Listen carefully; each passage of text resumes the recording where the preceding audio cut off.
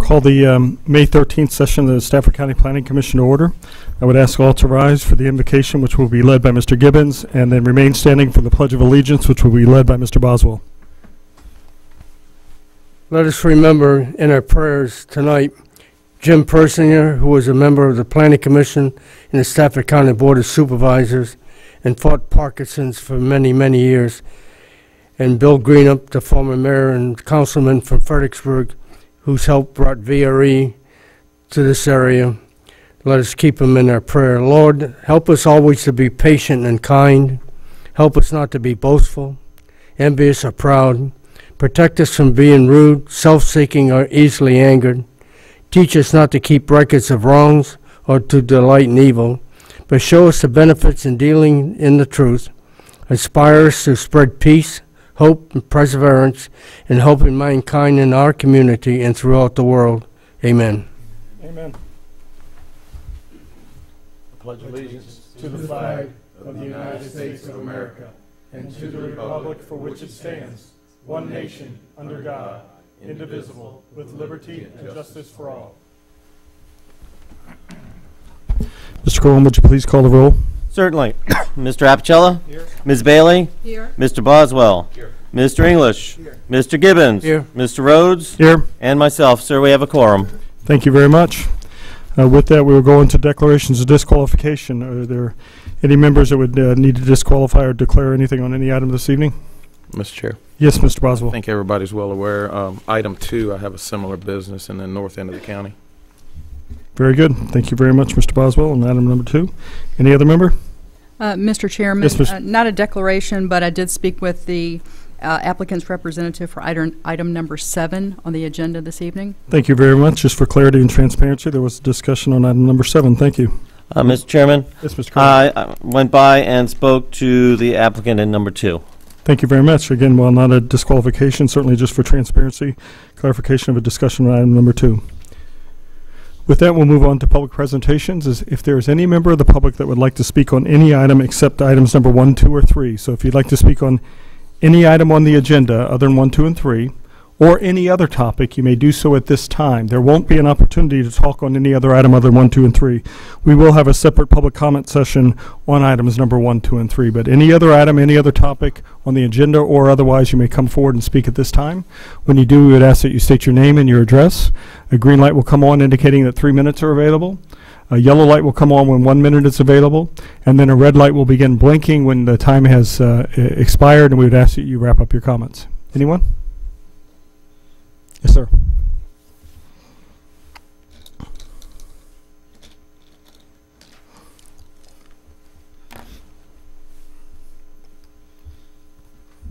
Good evening. My name is Philip Horning. I live at 1012 England Drive. Yes, sir. Sherry, good to see you tonight, and gentlemen. I would like to, I don't know if you would say officially, present to you tonight a proposed economic development initiative. It involves replacing the proposed Centerport, George Washington Village, and Courthouse targeted growth areas with a central Stafford business district. I think at your last meeting, the decisions you made about the airport, about George Washington Village, and the amendments to the comp plan that you're all taking up later really changed the landscape of Stafford County. And sitting at that meeting afterwards, I said, listen particularly to the public and comments of the commission. There is, I think, a better way to go about looking at managing these 3 growth areas. And I went to work and put some stuff together, a proposal that I think that is officially, you all have those official documents now. I just want to thank the 3 members of your comp plan committee, Bob, Sherry, and Tom. Yeah, Sherry. All right. You took the time to give me the opportunity to put some stuff together and talk to you about the idea. You didn't have to do this. And I was very appreciative of it because I couldn't present to you or discuss with you in 3 minutes. It just couldn't possibly be done. So I'm very grateful for the time you took for that. And so I'd like to just give that to you tonight. There are some items in the agenda tonight that are related to this. And my recommendation on page 36 is that this project deserves full and complete vetting before the county adopts a proposed 2015 comprehensive plan amendment update. I'd like you to consider that. I don't know what the committee is going to present to you, but I think this is crucial, and the time frame for this is extremely short to get some direction. Maybe you might want to, if you present that to the board, to get some direction. But once we make the move on the amendment thing, it's a 5-year update. We may have set some things in motion, which makes this not possible. I just like for you to think very hard. I think it's a great opportunity as an economic development. And the only other thing is that in the last 2 pages, those of you who've got all this, I took a breakdown and did an analysis of the Cummings Research Park. The last 2 pages, I just broke down some of the stuff that was there that's pertinent, I thought, for your discussion. Once again, I thank you. I also want to thank the staff. Mike and Jeff have been extremely helpful. And thank you so much. Thank you very much, Mr. Horning. And I will just note for the record, Mr. Horning did provide a 39-page document, which is good. It was very, very understandable, comprehensive, and easy to follow in the pre-reading. And there was an advertised meeting that occurred on Monday evening, which I believe a couple members of staff and at least 4 of the planning commissioners were able to attend, where this was discussed in detail, and I'm sure it will be discussed further this evening. So thank you for that. Is there any other member of the public that would like to speak on any item except for items number 1, 2, and 3 on the agenda this evening? You may come forward and do so at this time.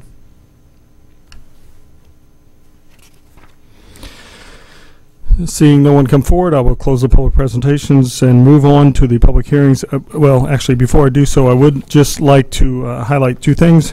One is for the Planning Commission and everyone's awareness. Item number 6, there were essentially 2 items that we had asked of the applicant at our last session, which one was to clarify and put into writing some uses, which we can certainly discuss when they present. The other one was about an item of some comments from VDOT and clarifications on where those stood. The applicant is still trying to meet with VDOT. They have made a good faith attempt, but they haven't been able to do so. And so they've asked that this be deferred to the 27th of May so that they can close out that portion and be able to present back to us as much information that we had requested as possible. So I did accept modifying the agenda, so they will be coming back to us on the 27th of May and will not be presenting this evening. Item number 6 on the Embry Mill commercial. Yes, sir. And with that, I would also just call out, because it has been a point of the Planning Commission, that the first week of May of every year for almost the past 30 years has been Public Service Recognition Week. It is an opportunity for local communities, governments, and other entities to recognize and acknowledge the public servants that support them at both the federal, state, and local level. With that, I know of the great pride and respect that this Planning Commission has had for our staff, so I would just like to thank and acknowledge our staff for the tremendous and professional efforts that they always provide to not only us, but the Board of Supervisors, the applicants, the citizens of this county. They just do a tremendous job, so I wanted to take the opportunity with Public Service Recognition Week to make sure and thank them for their great efforts. With that, we will move on to the public hearing. So item number 1, Mr. Harvey. Thank you, Mr. Chairman. Please recognize Kathy Baker for the presentation. Thank you.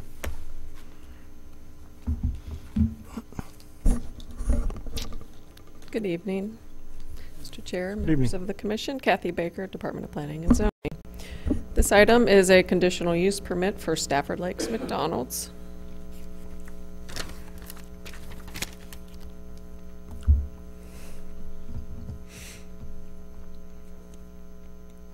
This working.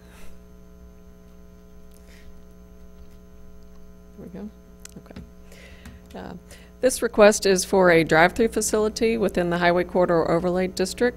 The property is zoned B2 Urban Commercial, and this is a portion, a 1.45 acre portion of a 3.1 acre parcel, 44-56, and McDonald's USA is the applicant. I'll note that there was a prior rezoning back in 2006 for this property, and also a conditional use permit for a portion of the property. The proffers are included in your package for reference, and while they remain on the property, the conditions would be replaced or superseded by this conditional use permit. You see the location of the property on the south side of Route 17, and the yellow strip that you see highlighted there is an access road. It's a private road to serve the Walmart property located just east of Village Parkway in the Stafford Lakes vicinity. See, the property itself has previously been graded. The red boundary around the parcel is the portion that's subject to the conditional use permit. You see the Walmart located to the west of the site, and then to the north and east are additional small-scale retail properties. All the surrounding properties are zoned B2. And you'll see the two areas where I highlighted are additional pad sites that would be developed in the future on this remainder of the parcel. This is a copy of the proposed generalized development plan, which shows a 4,100 square foot McDonald's restaurant site with the drive-through to be located. You would have dual service lanes located to the east or to the right-hand side of the building. Again, Warrenton Road is to the top of your screen, and the Walmart access road is to the left side of the screen. You would have your primary entrance into the site off of the Walmart access road, and this entrance would also serve the additional pad sites. There would be additional entrances off of a rear access road to also serve. The drive-through, as I said, would be a dual ordering station, and then your drive-up windows where you would receive your food and make your transactions is located on the north side of the building. There is sidewalk located along the frontage of Warrenton Road, and the applicant would be constructing sidewalk along the access road to connect to that sidewalk that's existing.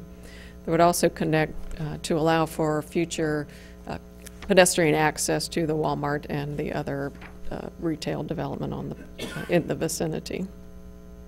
As you can see, the hatched area are the areas that would be for future development and not included in this application. I'll note transportation analysis was submitted with the application and estimates almost 3,000 vehicles per day at the highest intensity. Based on the study, there's no anticipated impacts to Warrenton Road or to Village Parkway, which is a signalized intersection.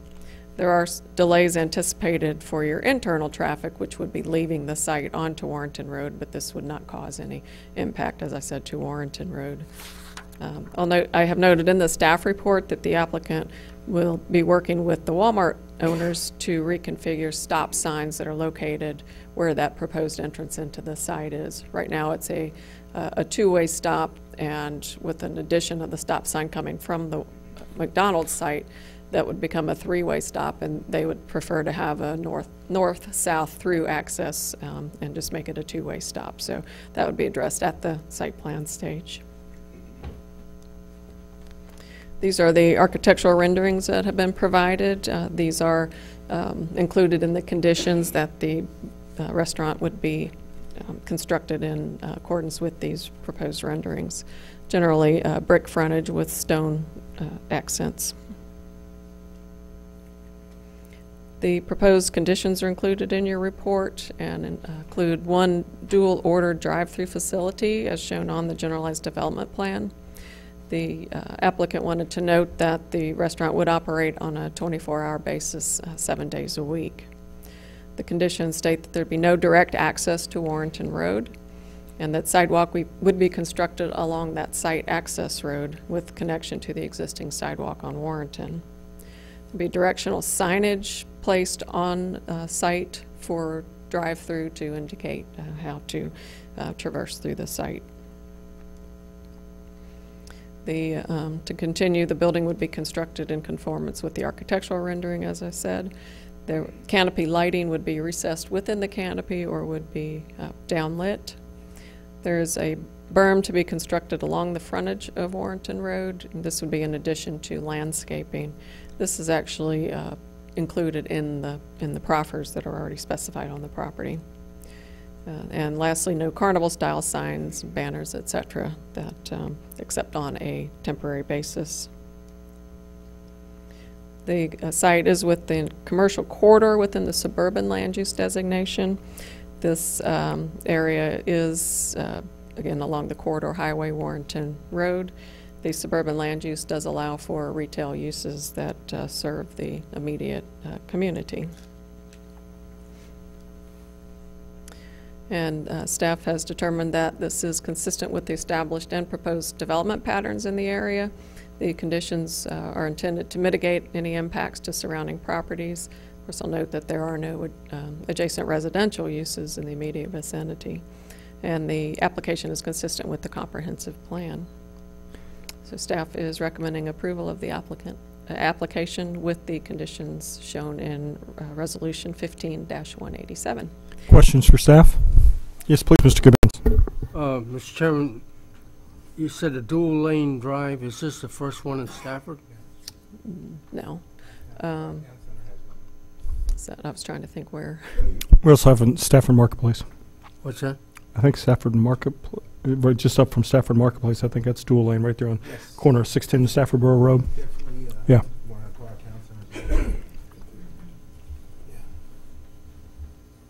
I think this is a fairly typical design for new In newer, yeah. fast food restaurants. They're Wonder- indicating they have one where the arches meet the road. Kathy, do you know, they said it's a 24-hour business. Is that just going to be for 24 hours? Do you know if is the restaurant part of it going to be open? Like I know the one here, I think it's the courthouse, they close the inside restaurant. It's just for the drive-through for certain hours. Do you know that? Actually, I don't know. The applicant can answer that for you. Okay. They're here this evening. Other questions for staff before the applicant comes forward? Okay, thank you very much. Applicant, please. Oh, sir. Good evening, members of the commission, chairman. My name is Roger Bowers. I'm here on behalf of McDonald's. I apologize that I have the alternate neck gear today, but this is required by my doctor. I had some neck surgery about 3 weeks ago, and I have about 3 weeks left to go. Glad you're up and about. Yeah, and it's been good.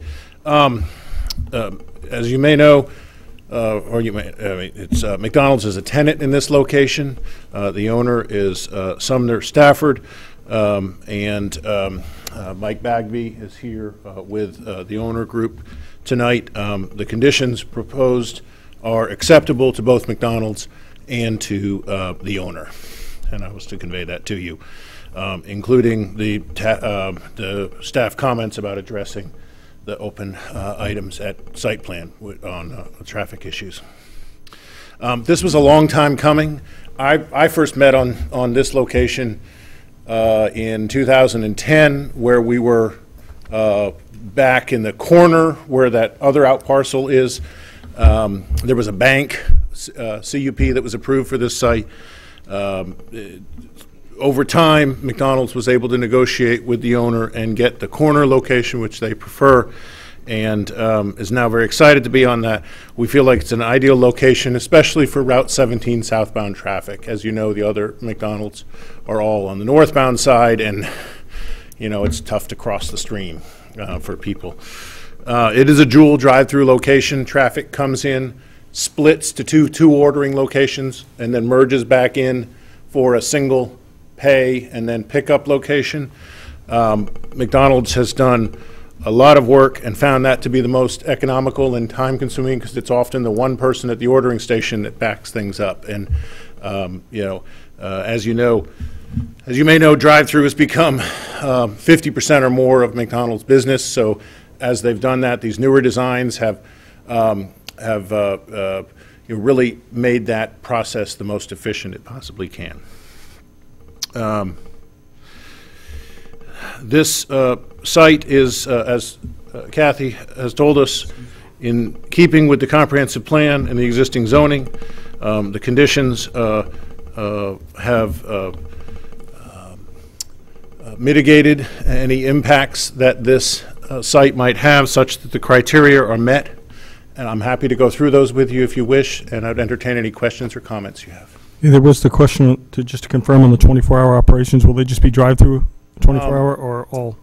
I'm not even sure what that is. I think they may have 24-hour operations. No, it's not, the condition is not restricted to just drive-through. Right. But I will tell you the practice has been that the lobby hours are not open late as it is at the courthouse.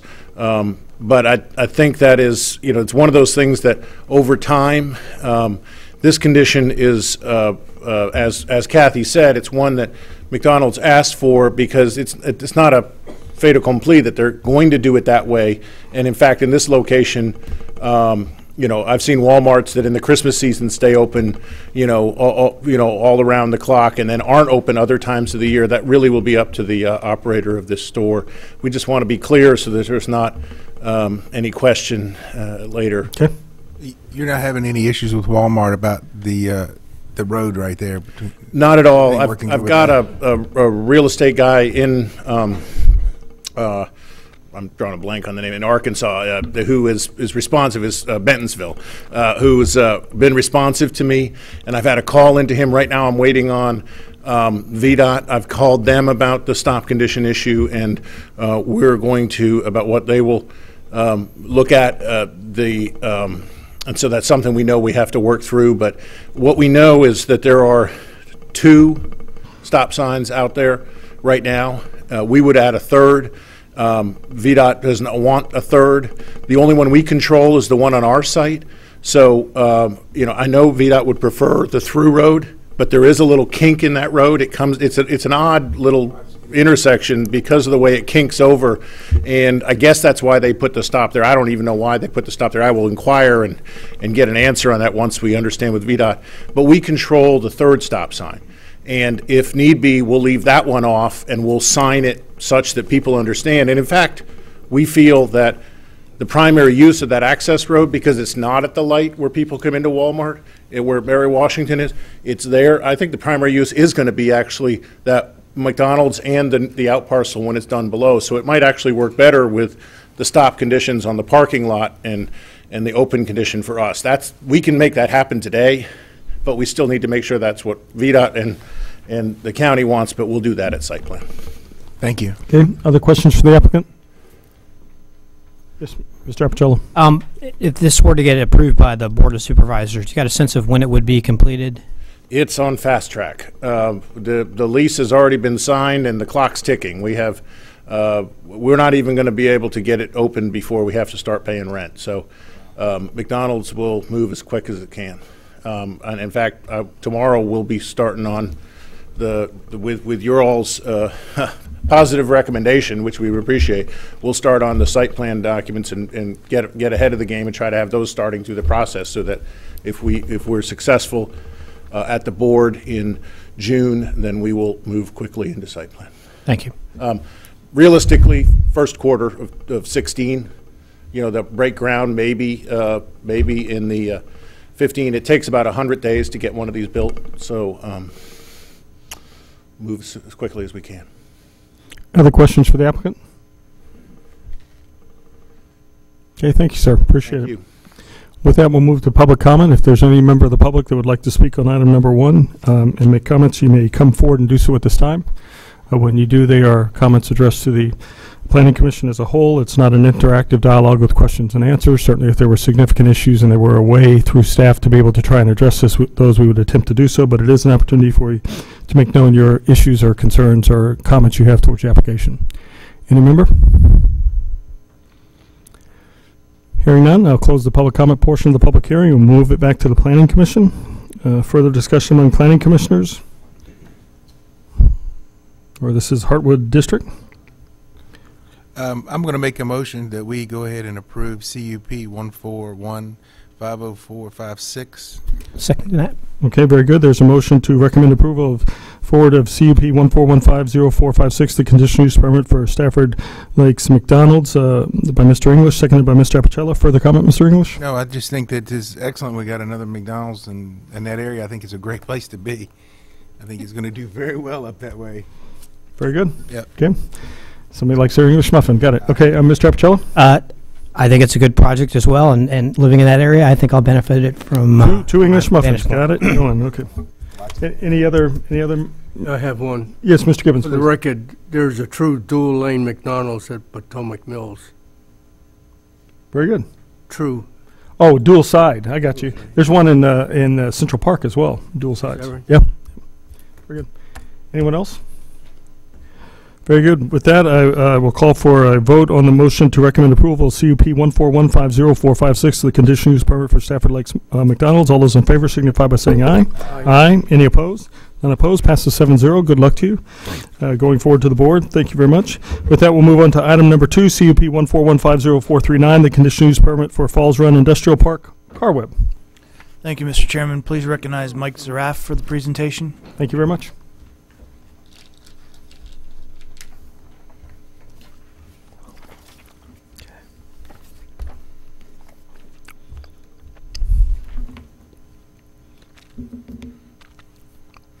Okay, good evening, Mr. Chairman, members of the Planning Commission. Mike Zaraf with the Department of Planning and Zoning.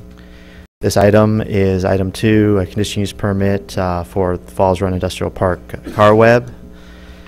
This is a request for a use permit for a motor vehicle sales facility in an M1 light industrial zoning district. This is on 2 parcels, 4515G and 15H. That cover 4.55 acres. The applicant is Farshad Faryazdi, and representing him this evening is Tricia Irons, also with CarWeb. Looking at the location of this site, the site is at the corner of Nelm Circle and Falls Run. The site is highlighted in red on the screen. The property zoning of M1, you can see shaded in light blue. That zoning surrounds the property on 4 sides. There also is some nearby B2 zone property as well. That's shaded in the light red color. Looking at the existing conditions of the site itself, that both properties are undeveloped. They're entirely wooded right now. The slopes are gradual on the site. The site does not contain any sensitive natural resources, and there are no known cultural resources. The site is within the existing Falls Run Industrial Park. Looking at the surrounding uses, on the aerial photograph to the north is the Mannheim auto auction site. To the south, and it might be better to, the south that I'm referring to is here. This is a federal facility. To the east is the McLean distribution warehouse, and to the west is the Mappai manufacturing facility.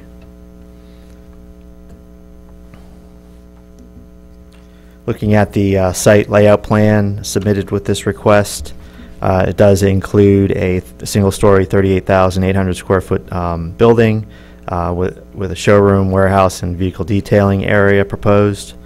The application, I did note that the sales facility would occupy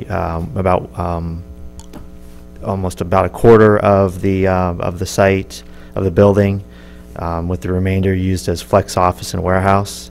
But staff does note that it could be used as entirely as a vehicle sales facility should the business expand and be able to do that. The access to the site is there's 2 access points proposed, one off of Falls Run Drive and one off of Nelm Circle. Travel aisles and parking surround the property, surround the site. The building does include bay doors on the front and back of the building. Condition has been added by staff to require that all loading and unloading of vehicles shall occur in locations away from public right-of-way and on the site. The site layout plan does designate the location of parking for for vehicles for sale, customer parking, and employee parking. Staff's also recommending condition that vehicle display be limited to the designated parking spaces shown on the plan. Also, staff notes the parking spaces are proposed on both sides of the building in areas where some bay doors are proposed, so another condition recommended would not permit parking spaces to block the repair service bays for the use. This image is of one of the sheets of the approved site plan that was already obtained on this property. So it does mirror the proposed building and access points that the applicants included. It includes a landscape plan. This is a sheet, the landscape plan sheet that does identify landscaping that's proposed across the frontage of the site, which will help for the screening of outdoor storage of vehicles that are for sale. And also, as the plan was approved, the stormwater management plan is located in the front corner of the site. And also, staff does note on the north end of the site, in this location, there's a separate strip of land that is not subject to this property, is under a separate ownership. That's wooded currently, and if that site is to remain wooded, that will help to screen the facility as well from South Gateway Drive. Also, I'll just note that a trip generation analysis was conducted. The number of trips generated from this use, the increased use of a vehicle sales facility, is not adequate to require a full-scale traffic impact study. Also, with this proposal, the applicant has only depicted use on half of the property. So on this image, the parcel 4515G is shown as being undeveloped, and the applicant did not have any specific plans at this time for the use of the site. And we've kind of gone through and explained to the applicant that typically with this type of conditional use permit, we'd like to see how the site is going to be used. They did say they had no specific kind of ideas on how it would be used at this point. So staff has recommended a condition that the parcel 15G not be permitted to include motor vehicle sales or storage of vehicles that are for sale. The applicant is aware of this. They did want to keep the property within the request, and they didn't have a problem with that condition that we proposed. The applicant did include building design illustrations with the request. The facade consists of metal wall panels and include enhanced storefront entry details with raised architectural elements, extra window openings, and varying facade details. The architectural guidelines that exist in the county's comprehensive plan include guidelines for freestanding commercial buildings. The design of this building meets several of the design guidelines that are provided to us. Staff does note that the architectural guidelines discourages the use of metal facade materials, but staff does not note this as a concern in this location, as it does fit in with all the uses that are adjacent, since this is an existing industrial park. Looking at the future land use plan, the comprehensive plan recommends this site as a location within the Southern Gateway urban development area. The proposed form of development and use is not consistent with the goals of the urban development area, which anticipate future uses to be a mix of commercial and higher density residential. However, because the site is located within an established industrial park, guidelines for new development related to site design, including pedestrian interconnectivity, pocket parks, and general forms, are not necessarily feasible at this time.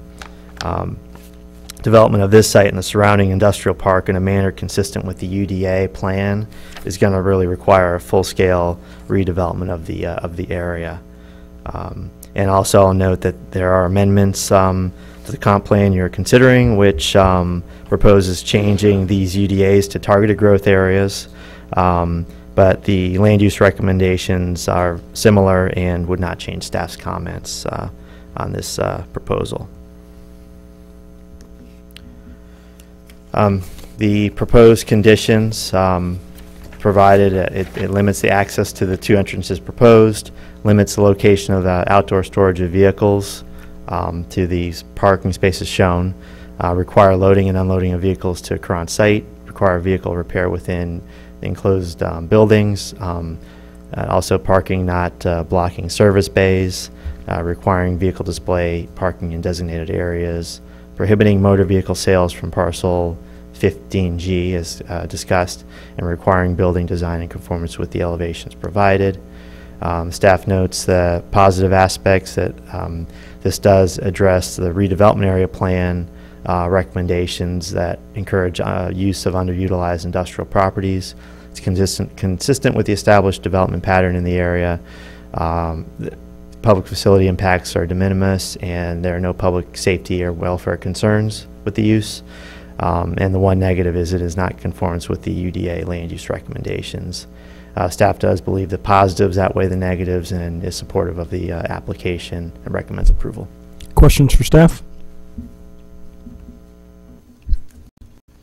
Okay, thank you very much. Applicant, please.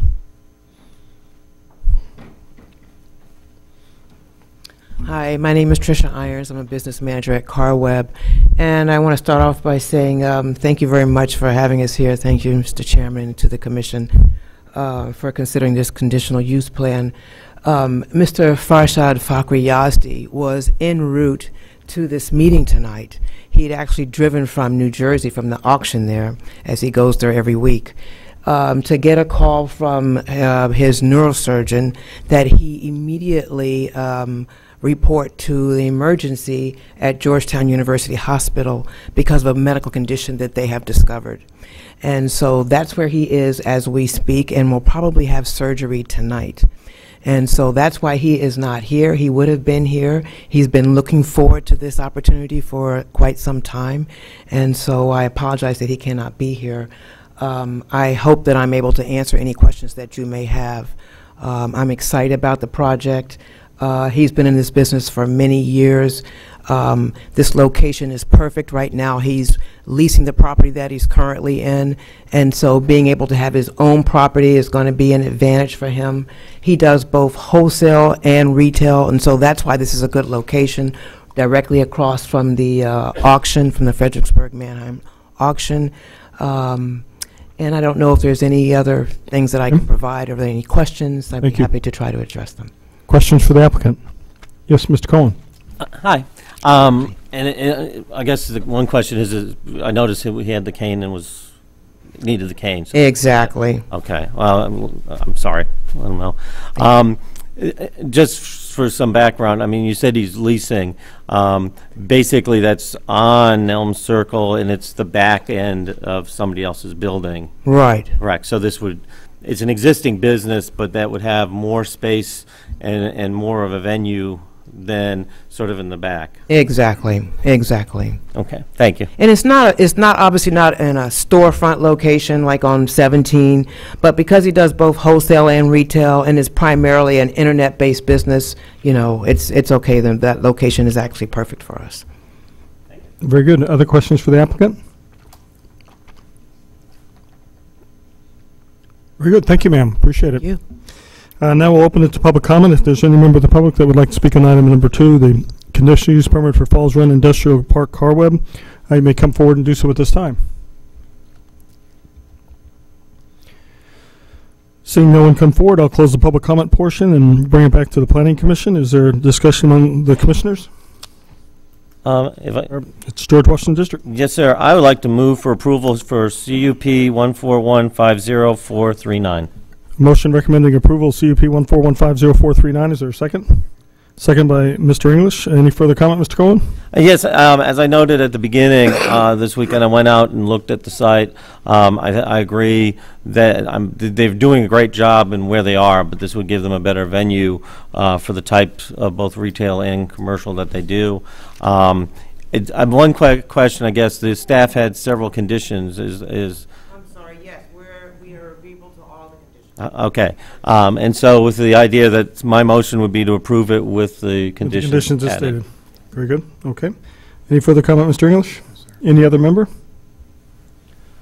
All those in favor of the motion, which is recommending forward approval of the CUP 14150-456, the conditional use permit for, CUP 14150-439, which is the conditional use permit for Falls Run Industrial Park Car Web, signify by saying aye. Aye. Is there any opposed? Unopposed, passes 7-0, goes forward. Good luck with the board. Thank you very much. With that, we'll move on to item number 3, Mr. Harvey. Thank you, Mr. Chairman. Again, recognize Mike Zaraf for the presentation. Thank you.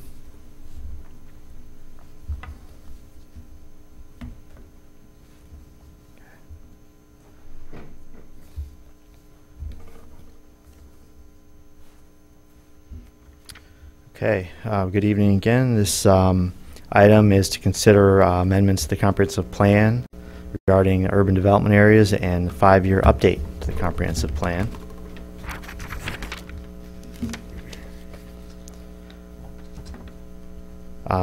The issue is consideration of the proposed comprehensive plan 2015 to 2035 document, which includes a new future land use map as an amendment to the existing comprehensive plan. The amendments, which are the 5-year update to the existing comp plan.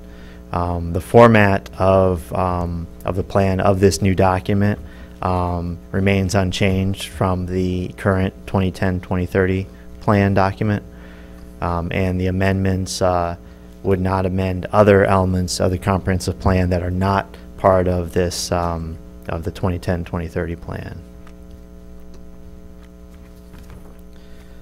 Just to provide some background, the purpose of the comprehensive plan is to serve as a guide upon which development proposals are evaluated to ensure conformance with the desires of the community, goals, objectives, and policies that shape the future direction of a community as it relates to the physical development of its land.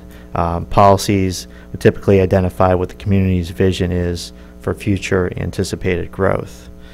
So history of the current 2010-2030 plan. This was first adopted back in December of 2010, also after a lengthy multi-year process. And following its adoption, it was amended several times to meet state code mandated mandates regarding urban development areas, and then amended to address policy recommendations in the plan and modified land use recommendations, and to establish additional growth management tools within the document. This document would serve as a unifying document for the county's comprehensive plan. Our comprehensive plan is made up of several standalone documents, but we see this document as the main comprehensive plan document where all the other documents are referenced. They are referenced specifically in the first chapter of the plan, and that would not change.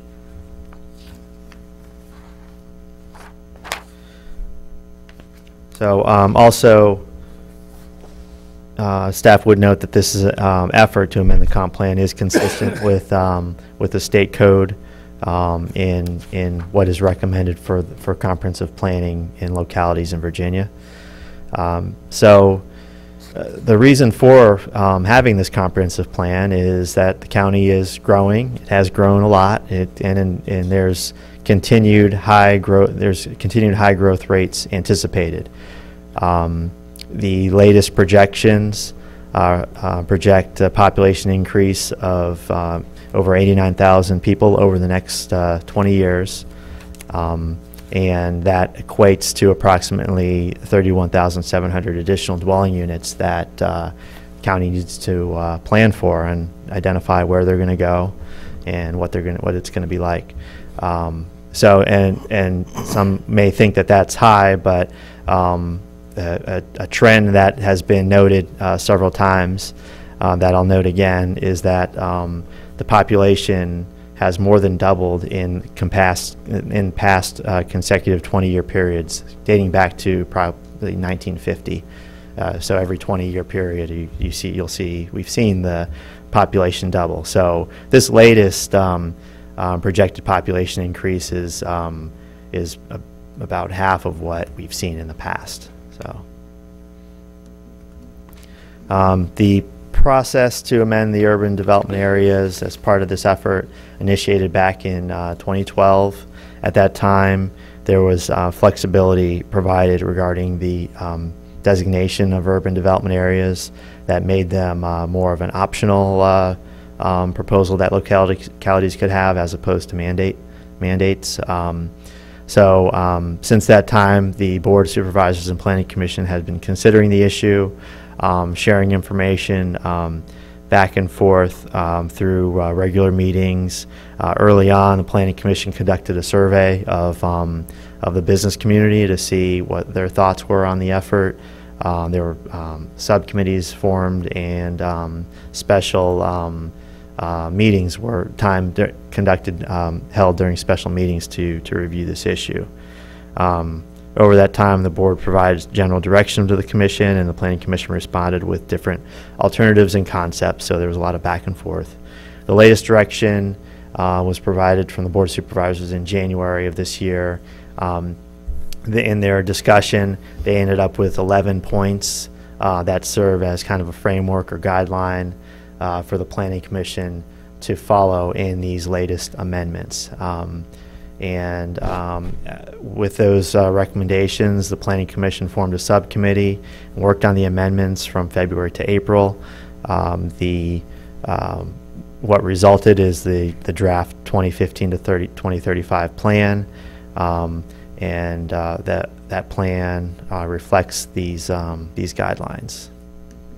So I'm going to go through the 11 points from the board and state those and describe briefly how this plan meets those 11 points.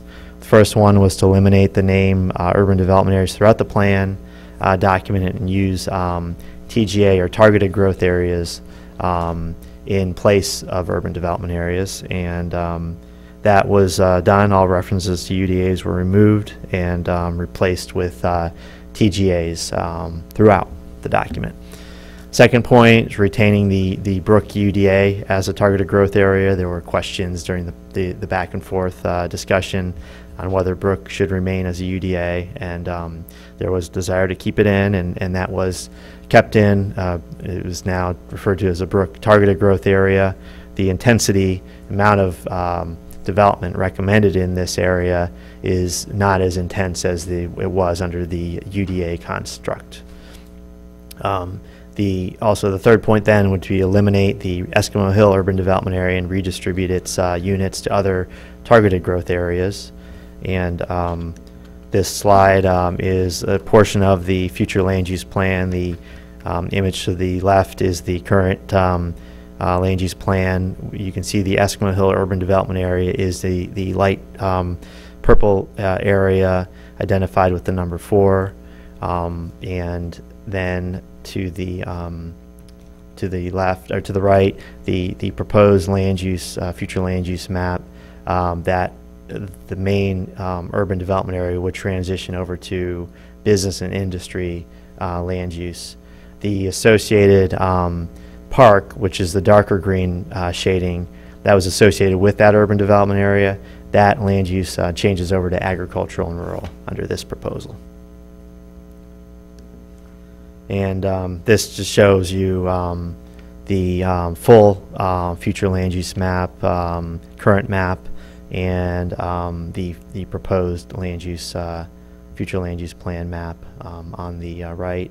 The one change, in addition to the Eskimo Hill area, the shading of now targeted growth areas is the orange color now. So we even changed the color. So.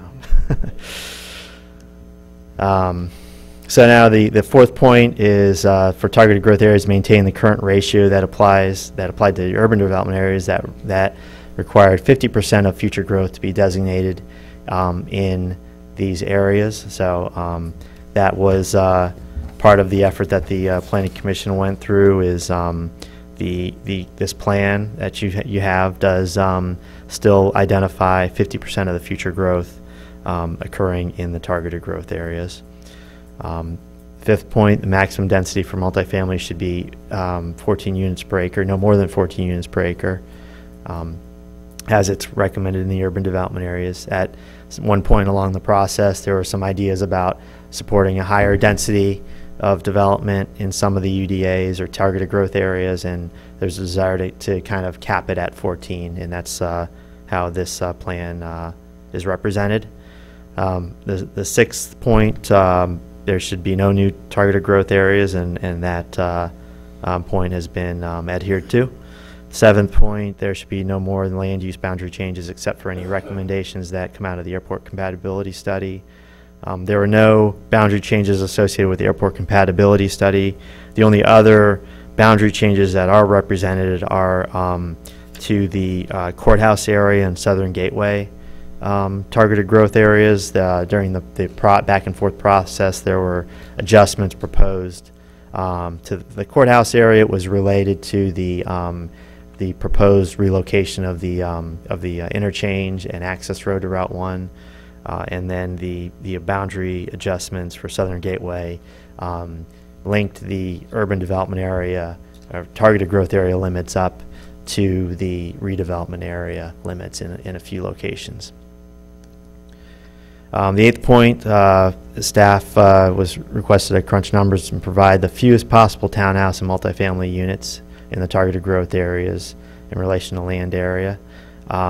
This effort was made, but we will note that we were required to fit more future residential dwelling units in a smaller area and in fewer targeted growth areas. So there are some increases to townhouse and multifamily units that ended up happening. There's no other way to make it fit. Ninth point, no additional multifamily and townhouse units allowed in suburban areas, and that request was adhered to. There are no changes to the intensity and amount of growth in suburban areas. Refresh the comp plan document as part of a 5-year update with no substantive changes to the document, and that was adhered to, and we'll go through some of those other adjustments that were made in a moment. And completion of the document by June, and we're on track for that as well. So some of the elements of the targeted growth area amendments I want to point out as well is in the initial preamble of the targeted growth areas, there's some additional recommendations that are highlighted. They were some recommendations that existed before, but they're more so highlighted now. There are recommendations for small area plans to be developed for each of the targeted growth areas to better identify the location of different uses within each of these targeted areas. There were modifications to the mix and number of dwelling units in each of the targeted growth areas to address the projected growth needs.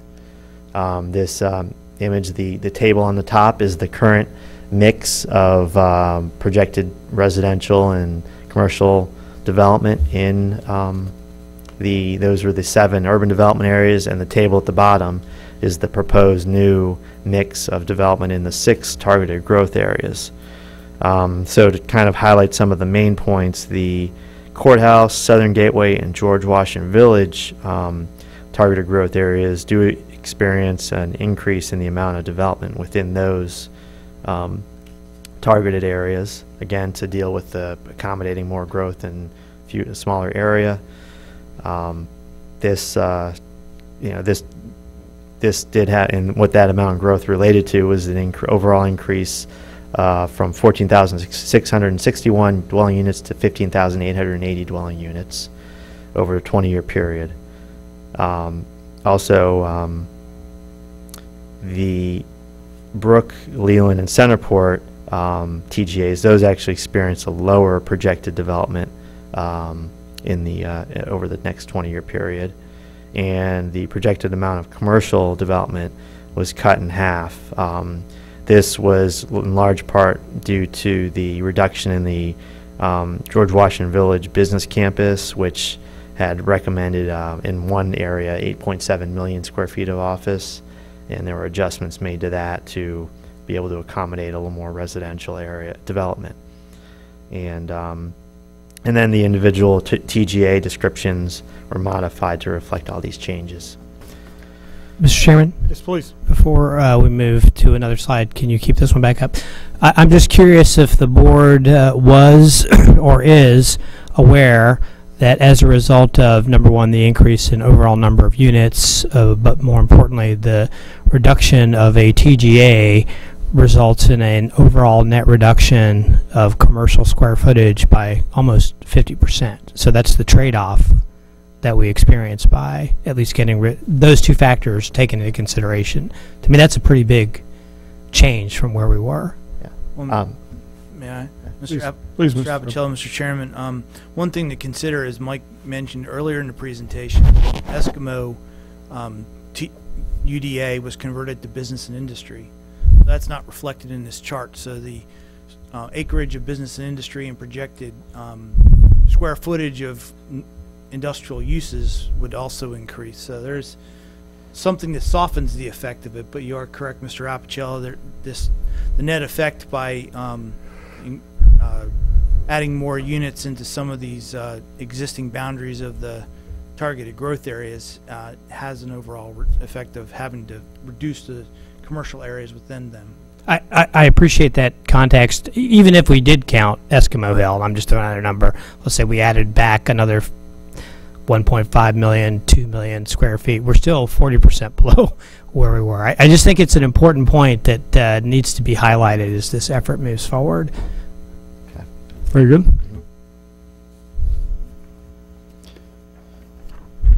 Okay, some additional recommendations included within the TGA amendments in Chapter 3 include recommendation for a phasing schedule for targeted growth area development.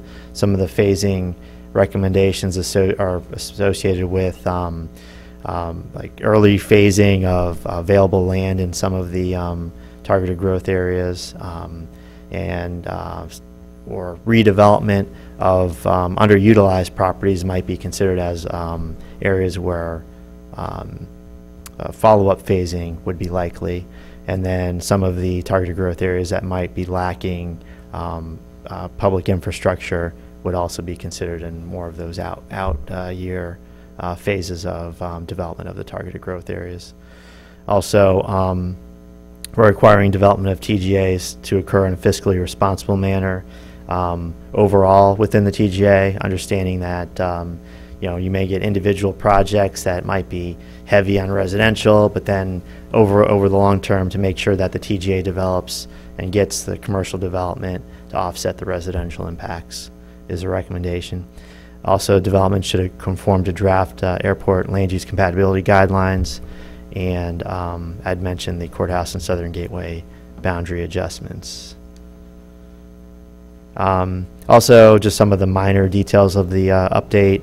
There are updates to the format of all the maps for consistency with all the county map products. They are trying to create a consistent map format and appearance. That's the new format would be the map on the right with the title blocked at the top of the page.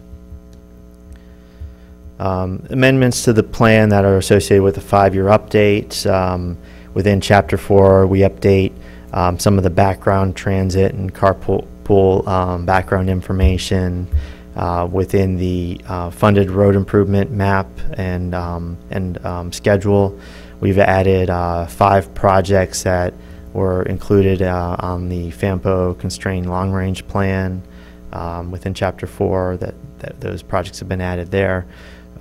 Adding a statement in Chapter 5 that the estimated public facility recommendations are informative, and that capital improvement planning should be in accordance with debt limitation policies that the county has in place. And then updates to public facility needs were estimated and identified based on the latest population projections and current population figures. That summary is available in Chapter 5, and the details spelled out in the appendix of the document. Also, there are updates to the in Chapter 6 to a lot of the background data of the existing land use and zoning data and maps. Updates to population, housing, and employment demographics, and public facility and infrastructure inventories as well. Staff does bring up one point in this that there is new House Bill 2, which and the effect of House Bill 2 on UDAs was brought to our attention more recently, to staff's attention. There was a recent state code amendment under House Bill 2 that establishes a program to prioritize transportation funding. With this, there are ranking criteria under House Bill 2 that includes priority for funding when a project is located within an urban development area or an area that is identified as being consistent with the requirements of an urban development area. Since the targeted growth area recommendations are consistent in large part with the urban development area criteria under the state code, and to not jeopardize transportation funding opportunities, staff has suggested some language to clarify that the TGAs meet the UDA criteria in the state code. So there would be the one statement, and this statement that's highlighted and is an excerpt from the chapter 3 of the comp plan, the first paragraph of the targeted growth area discussion and recommendations. And so staff is providing this for the Planning Commission's consideration for modifications. Yes, please, Mr. Cohen. If you go back, or go forward, so the section 15.2-2223-1, does that specifically just deal with the transportation aspect, or do we have, by putting this language, does it sort of rope in anything else under the UDA language? Because that's sort of the mindset, was we wanted to get away from their language and their real rules and regulations, and that, so I'm just curious if this ties us back to it or just to the transportation. Well, that section, the 2223-1.1, that's the section that has the recommended densities and amount of growth. But again, that language is optional, so it's not mandatory language. So it does talk about the overall urban development area, I guess, framework. So I guess to answer your question, it is more than just transportation. And I guess my concern is that an applicant would come in and say, underneath your comp plan, it mentions this code of Virginia dealing with UDAs, and ergo, we now want to rope into the state language, which is sort of our goal, is to get away from that. So I'm just, that's just my concern, is it almost negates part of what we're trying to do, is get away from some of this horrible construct. Yes, sir, Mr. Cohen and Mr. Chairman. Staff has had discussions with VDOT representatives at the Fredericksburg Area Metropolitan Planning Organization meetings, and again, kind of they're tying our hands to some degree. If we want to be more certain of getting funding, we need to have some sort of reference back to the UDAs. It doesn't have to be exactly a UDA, but it has to reference that it's meeting the intent of a UDA. So maybe this isn't the most perfect language, but somehow we have to refer, and they specifically said we have to refer back to the code section dealing with UDAs in order for us to qualify for that funding. Now, what I thought I heard, though, was it either had to be in a UDA or an area that is consistent with, and that's why you use those words, consistent with? Or something like a UDA. Okay. Well, Mr. Chairman, what are they quoting from? I mean, when you sit down Did the Commissioner of Highways determine this? Did the legislature? Mr. Gibbons, Mr. Chairman, again, that was a discussion that was held at a meeting at FAMPO, and FAMPO received a briefing from the Secretary of Transportation's office, and they explained a little bit about the ranking criteria and how HB2 may affect localities within the Fredericksburg district of VDOT. And again, that's where this discussion was came out of, is that this is going to be part of the ranking criteria in which VDOT's going to use for allocation of transportation funding. But is that an administrative action on VDOT's part, or is it? The requirement. Yeah, I mean, Requirement that it be in the UDA for funding, was that actual statutory language? Mr. Chairman, I'm not certain if that's actually written language into HB2 or that's something that's being put in the administrative code for the state. Okay. I'm really concerned because this whole ranking process has been fouled up since January, and we lost a lot of money in the 630 order. So if it's being like a hammer over your head, you either go along with us and call it a UDA, or you got to go back and say you're going to comply with the UDA. So then it comes back as a UDA, or I mean, I'm concerned about this. One thing that was made clear is it doesn't need to be called, we don't have to change the terminology to UDA, and they've identified, some of the consultants they have they identify where, through all the comprehensive planning of the other localities throughout the state, where other areas identify what they call UDA-like, areas that have similar characteristics. So I think there is some flexibility in how they're looking at it. Okay. Yes, Mr. Mr. Chairman, has the language already been incorporated, and if so, where, and if not, where would it get incorporated? Of what's being suggested here? Yeah. No, this is not. This is. We would vote to add this to is the targeted not. growth areas paragraph. I'm looking for something that mirrors even the stuff that's not in blue. I can't quite find it. No, so this is, TGAs are discussed in 3. Chapter 3. Let me find the page.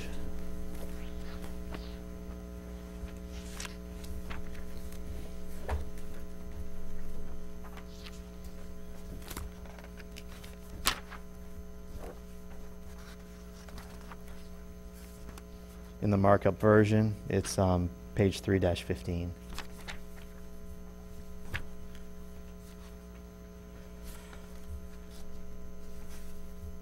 Kind of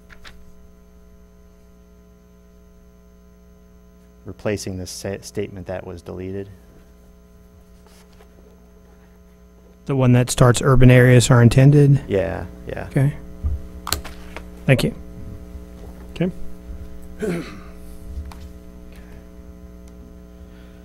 Okay, an additional issue that staff was requested to bring to note was that there were issues through the early discussion raised that may be on the scope of the current effort that the Planning Commission may consider forwarding to the board as a separate suggestion for their consideration. And the one point that was discussed was recommending an extended CIP that would look at the projected capital facilities in the comp plan over the full 20-year period of the comp plan, and to determine if the facilities meet the affordability policies of the. And we had talked about that last session as possibly doing as a transmittal letter. Was it? Yeah.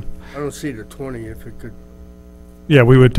Well, and we would. So as we had discussed before, would be that we would have a narrative, a transmittal memoranda of some form that would highlight to them to consider looking at beyond the 10 years, maybe not looking with the specificity of a CUP and the actual by-year funding stream, but looking at the requirements that actually carry out consistent with the comp plan, which would be through 20 years. That'd be 11 through 20. Okay.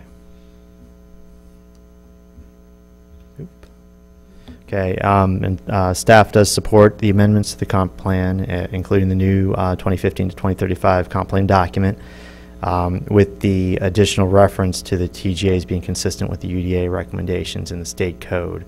Staff notes the plan meets the criteria specified in the state code sections cited here on the screen, and meets the 5-year update requirement in the state code. Planning Commission has a deadline of May 27th. That's your last regular meeting to make a recommendation prior to the June 2nd board meeting and answer any questions. Questions for staff before we go to public comment? Please, Mr. Cohen. Mike, just a quick question on this new language issue. Just as a sort of timing, if we were to ask staff to look at other communities or other language so that it doesn't have such a big window in it about being other applicants could come in and try to grab anything under UDAs in it, can we have you do that and come back in the 2 weeks time period with it, and can we put that in there then, or is that beyond the scope of the public hearing aspect? Mr. Chairman, Mr. Cohen, I would recommend that we have further discussions with VDOT to see if they're fine with our language, because ultimately they're the ones going to be gauging it, and as what Mr. Gibbons said earlier, their process is still being worked on as far as how they're going to evaluate localities projects. So if we're certain that VDOT's satisfied with it, then I think that would meet the overall need. Also, I'll point out that staff, when we advertise the amendment pursuant to state code, we forward it to VDOT for their review and comment. They have a review period that could extend beyond the Plan Commission's timeline, but again, we're trying to work with them directly on this comp plan amendment to see that they're satisfied and it meets all their requirements and viewpoints. And I guess my question is, when you say what language, do you mean the new language that we were given tonight, or the existing language we went before we heard this latest? Both.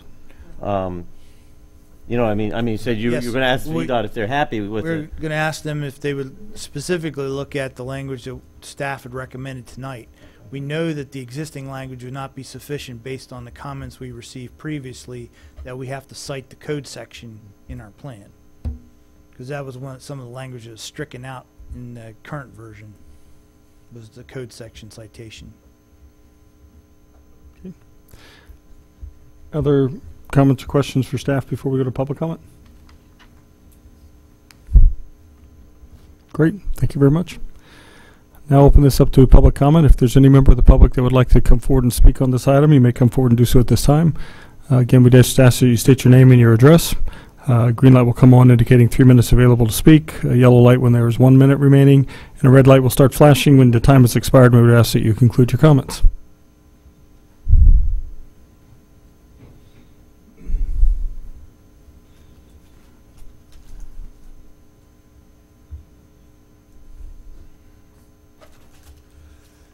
Good evening, Chairman, Mr. Paley, and gentlemen. I look at the most important quality of life issue in this county is providing opportunity for the residents here to be able to work here and not have to commute. 60-something%, I think, now are forced to go elsewhere to find employment. To me, the comp plan ought to try to remedy this long-range problem and look at the quality of life issue. It ought to be addressed in some form or other, and it's going to be disjointed. I think the plan was well thought out from, as it was put together with the direction you got, but I think things have changed. I mean, I really think what happened at the last meeting, your last meeting, if you take the example of George Washington Village project, that rezoning request was worked on for 6-7 months by the commission, for public hearings. It's sort of a test of what about implementing this plan here in some version in the George Washington Village area. How people are going to react to it. There's basically nobody here tonight to speak to that. But not one person in those public hearings supported this type of growth in this area at all. At all. I know it's a growth area and it ought to be a growth. The question I have is what type of growth? And that's what, and I really think that we need to focus at this, with this comp plan as we evolve it, is to looking at how do we restore the quality of life.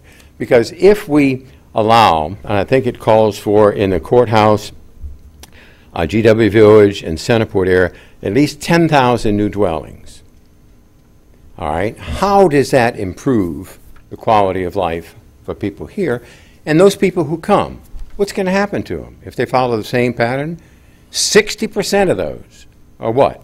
Going to pick up, take out 630 and go north and be miserable. A lot of people are unhappy because we don't have a handle on doing this.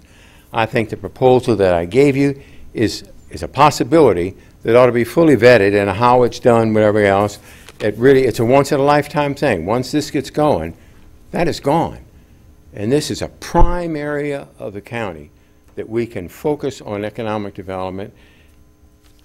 And those three, the courthouse, George Washington Village, and Centerport, maybe ought to be relooked at as not TGAs, UDAs, but as a Central Stafford business district. I really think that that's important. We talk about the growth coming, all right, and we figures, I don't know, it's 31,000 people coming in over there. Now, about 87,000. Okay. My question is, why do we have to absorb all those people? I'm not against residential growth. It's going to happen. But what's happening? You've got people who are coming. Let's take, for example, coming out of Washington, Falls Church, Alexandria, Fairfax, Prince William, and here. Why do we have to accept all of that? They're always going to become here. Why not set this growth area up for economic development for those who do come and the people who are here to make things work? It's our last chance. And I don't know how the mechanism of this works. You were talking, and before I go, sorry, about the 630 interchange. And I understand the formula for funding for the 630 interchange. And I may be wrong with this, and help me out with this. VDOT is looking at economic development as a weighted item for funding for projects like this. They're willing to boost it up. Adding 10,000 people here, is that really going to do it? Why not a Central Stafford business district that then will have a national appeal, and VDOT, we could say, hey, this is an economic initiative, the state see it, your funding can be taken care of or at least improved. That's about as much as I can say at this point, but I thank you. I'm a little over time, but appreciate it very much. Thank you very much. I'm passionate about it. Is there anyone else who would like to speak on this item?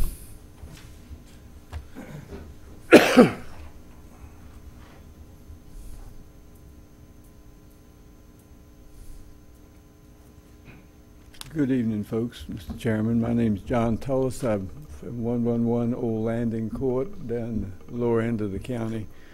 I'm here this evening representing somebody else who's out of town on medical emergency, Stansbury Burton, who lives up on Holly Corner Road. Excuse my voice, pollen. His farm is 48 acres of pretty good looking land, but on this side of the fence is Stafford Lakes, and on this side of the fence is his farm. Some years ago, part of his farm was in the growth area, right, and I think it was in 2010, it was taken out of the growth area, which is a devastating thing to the value of his place. I don't think it bothered him so much before you begin to look at future potential medical bills. Those things can wipe you out in a hurry. His property, for future reference, I think it's on, let's see, tax map 4364. It's a good-looking piece of ground. And we're talking about new growth, and yeah, I've been here a long time, and I know what you mean, a lot of growth. Man, it's been wild, but for some folks that have been farming for a long time, and there's a lot, unfortunately, not nearly as many, but there's a few of them still around. When they get ready to sell a piece of ground, and oh gee, you can't get nearly as much for it because you're on the wrong side of the fence, it really does hurt. So I respectfully request you folks to look at putting Mr. Burton's property back in the growth area by moving the fence or doing whatever you can to help him out a little bit. And I appreciate your time, gentlemen. Thank you very much. Anyone else like to speak?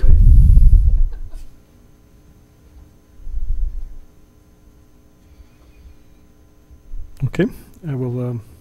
Mr. Chairman, I'd like Yes, to make please. a recommendation Yeah, yes, Mr. that we keep this open and defer it back until the committee makes its report on our meeting on Monday night. And then, because we're asking for some guidance in that too, before we make a decision on. So the motion is made is to defer this to the 27th, which is the date that we. No. Defer it Oh, tonight. just defer the item. Until Okay, the committee gotcha. makes its report. I got you, okay. So a motion to suspend discussion on this item and then take it back up after we have a discussion from the committee Mr. report? Chairman, Is that what I'm hearing? I wonder if Mr. Gibbons would accept a friendly amendment. Everything coming from you is always friendly. I just found some things that I think need to be addressed in the Okay. current document. I was hoping we could kind of walk through it, maybe spend 10 minutes. No, I mean, why can't we do it at that time, walk through the whole thing? And then we can get the public hearings out of the way. That's fine. That's all I'm trying to do. Well, I think you're just trying to get the other items for other folks done and then moving forward. And then get the committee report, and then Stephen's right. I mean, then we take it up at that point, that's all. So, well, just to confirm from the parliamentarian, so we'd like to defer further discussion on this item to after we get through, essentially after we get through unfinished business and bring up the committee report. Is that what I'm hearing? Or actually, the committee has finished their work, right? Yes, sir. So we're not going to do the committee. We could actually have that discussion. So we can do one of a couple things. We could have that discussion now on. I think, Mr. Harvey, we could have the discussion on Monday night just to understand any feedback that might have received from members from that meeting. Mr. Chairman, I guess first for staff's benefit. Right, please. Is the public hearing closed or is it still open? I think the public comment portion is closed. Thank you. Okay. This is an active item on your agenda, Mr. Chairman, so if you want to pull in the committee's recommendation for the discussion purposes, since it's a related subject, I think it's appropriate. We could do that, or we could defer further. We could defer to further discussion on this till after we get through unfinished business, if we want to modify the agenda. So, Will? I guess since we've got some other applicants in the audience, just to be fair to them, just to move through the rest of the agenda and come back to this. I didn't see a groundswell of interest on this topic from the audience. And just to confirm, do we need a motion to modify the agenda to do that, Ms. McClendon?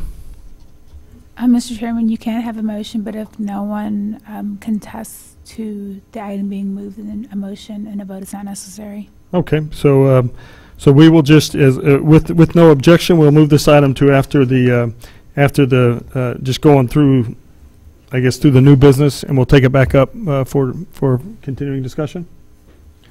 Okay, very good. We're moving. Items number 4 and 5 dealing with Old Dominion Village are the public hearing was continued to May 27th, so we'll take those up then. As mentioned at the beginning, item number 6 has been deferred to May 27th. I will just highlight there were 2 open items on that, one that they're working on. The other one was on modification of the restricted uses. I will be talking to the applicant on this, so if anyone had any feedback on those, please share it with me in the interim. Item number 7 is reclassification of Aberley Stafford Courthouse Proffer Amendment, RC 15150551. Mr. Harvey. Thank you, Mr. Chairman. Again, recognize Mike Zaraff that will lead the discussion. Thank you. Okay, Mr. Chairman, members of the commission, this item is consideration of a proffer amendment on Assessors Parcel 39-16L and portions of several other parcels within tax map 30. It's zoned UD4 Urban Development Mixed Use Village Center, and public hearing on this case was held on April 22nd. There were issues raised by the Planning Commission at the time. Attachment 1 that you received included revised proffers. You subsequently received by email a new set of proffers, and then tonight you received a second revision and of the proffers, and that's so the paper version at your desk is the latest version of the draft proffers. The latest changes are highlighted in yellow.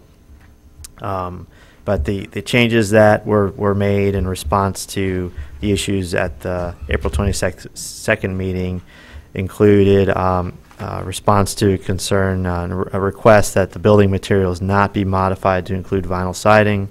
The applicant did remove that proffer change from proffer 3A. And then the next issue was requesting cash contributions for schools be increased due to the increased number of school children that would result from the proffer amendment adding additional bedrooms. The first adjustment to this proffer, to proffer 8F, provided a cash contribution of $480.73 per unit for a total contribution of $138,451 in total. The latest change that you've received upped that amount to $555.55 per unit for a total contribution of $160,000 to go towards schools. The applicant included a kind of a basis for how they came up with the contribution, and that's spelled out in the memo.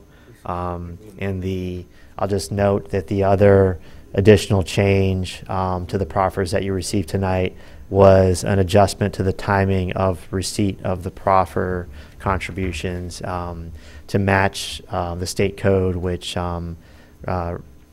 requires receipt of proffers prior to occupancy permit, and so that's how staff we have it all set up to collect proffers at that time. So that's consistent with how we operate. Very good. Okay. Questions for staff? Mr. Chairman, please. Mike, do you have a sense of what the total contribution would be, both in kind and in cash per unit?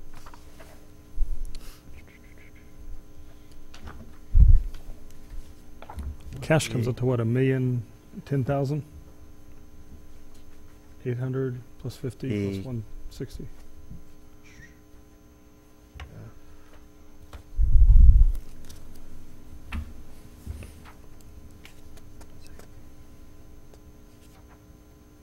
Not off the top of my head. I'd have to run, I guess, get the calculator out, crunch some numbers.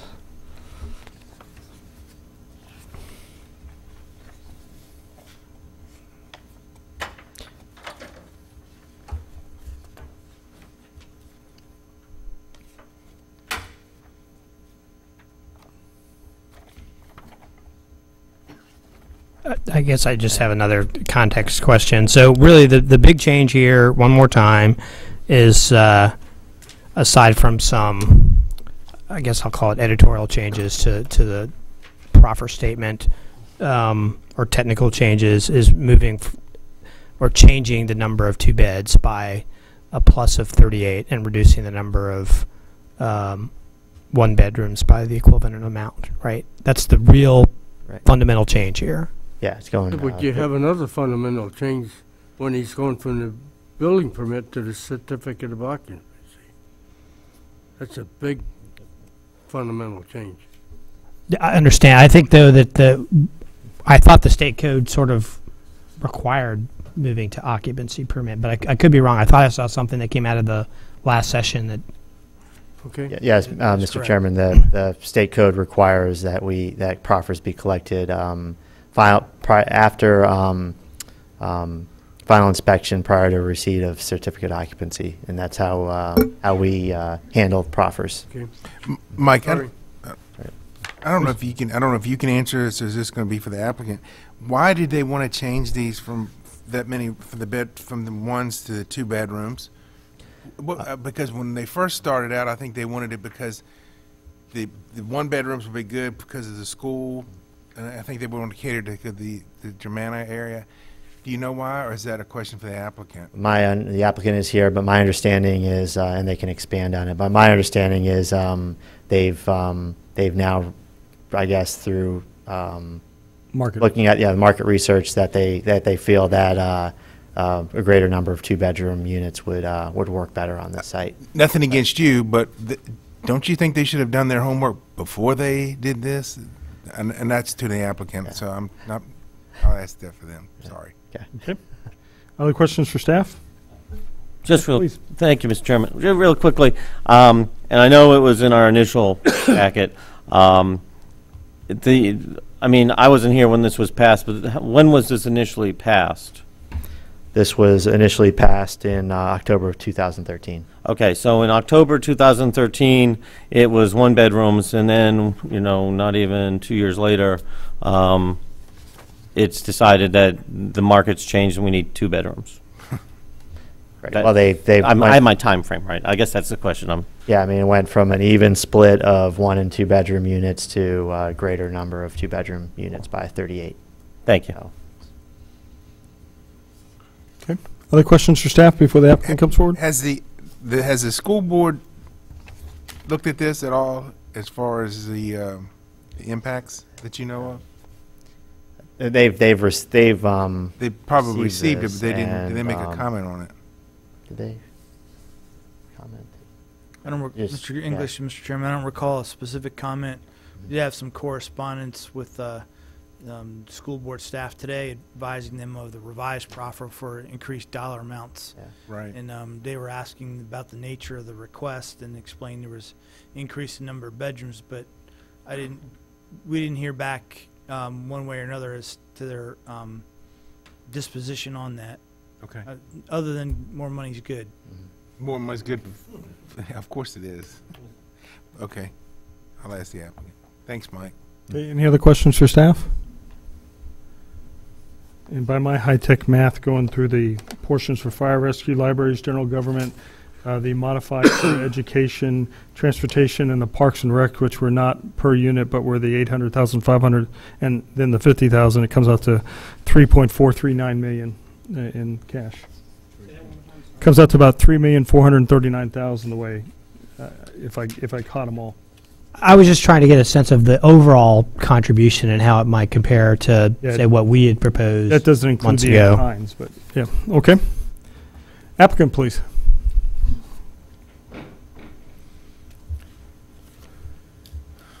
Good evening, Mr. Chairman and members of the board. My name is Bo Cook, and I'm here to represent H.H. Hunt on this issue. First of all, I'd like to kind of give you a history of this whole issue. We actually started working on this project back in 2011. We actually did come up with an initial mix back then, which was basically an even split. So that's where the original mix came from. And typically what we do, we talk with our management group, and they kind of give us an initial mix that they want to pursue. We understood that 3 bedrooms were kind of taboo because of the family issues. So back then we actually just came up with a mix of half ones, half twos, and then a very small amount of 3 bedrooms. We didn't have a particular zoning that this would actually fit into, so we worked with staff for a very long time to try to come up with something. We actually had our case ready to submit under the old zoning, and they actually told us that we couldn't do that, so we had to kind of work with the UDA that they were actually trying to develop at that point in time. So we did that. We basically started that process probably in 2012. We have monthly management meetings, and actually in probably early 2013 the issue came up about the unit mix, and our management group at that point had issues with the mix that we had originally come up with. So this issue really didn't come up just recently. It actually came up 2 years ago. So basically that's when we started working with outside consultants, and they actually came back and recommended that we increase our 2 bedrooms at that point in time. What happened was, and you can go back and look at the site plan that was actually approved back in 2013, and it actually matches what our current mix request is. We're in a dilemma now because we have a site plan that's based on 100 and whatever, the 102 ones and 182 twos, and then the 6 3-bedrooms. What happened was, excuse me, is that we actually began to develop our architectural plans back in early 2013, and we actually went very far in that process to make sure that our site plan matched those units. What happened as we were going to the rezoning is that we had the market study. We actually gave that market study to the person who did the physical impact study, Mr. Fuller, and he actually used on his first draft of the physical impact study, he used the mix that we have proposed or we're seeking today. The error that occurred, and it was my error, is that the zoning team that we had in place back then actually sent an email questioning the mix. And the email was sent to me, and I didn't respond back that that was the current mix that we wanted to move ahead with. So what happened was is the planner that we were working with actually reverted back to the original default mix of 140, basically that even split that showed up in the proffers. So this just didn't happen. The mistake was made. I made it. So to say that we just changed our mind is not the case. We're just trying to get this project to where we can build it. Currently, we can't build it. The architectural plans we have match the site plan, which basically matches the mix that we're seeking tonight. So, okay. Questions for the applicant? So what you're saying, if you can't get the 102 1-bedrooms and 182 bedrooms and 6 3-bedrooms, you can't build. Can't build today. Why? I mean, you're just saying because of the what's the mix over here behind the courthouse? Is that our architectural plans match that mix? Each building was specifically placed on a site plan that matched that mix. So, and Mr. Harvey can confirm, or Mr. Zaraf, is that if we get site plan approval, which we still do not have, we can't build what we have submitted to the building department. Yep, please, Mr. Cohen. Okay, so but in theory you can build, but you can't build what you've submitted, so you have to change it. Correct. Okay, and then correct me if I'm wrong, but having lived in apartments, I mean, the floor plans and how they fit into a building will be different for 1-bedroom versus 2-bedroom. Correct. So by changing this, you're going to have to change floor plans or building constructs anyways, because what you've designed, say for a building to be some 1-bedroom and some 3-bedroom and a couple 2-bedroom, you'd have to redo it anyways because the floor plans won't fit as they're currently designed. Correct. Okay, thank you.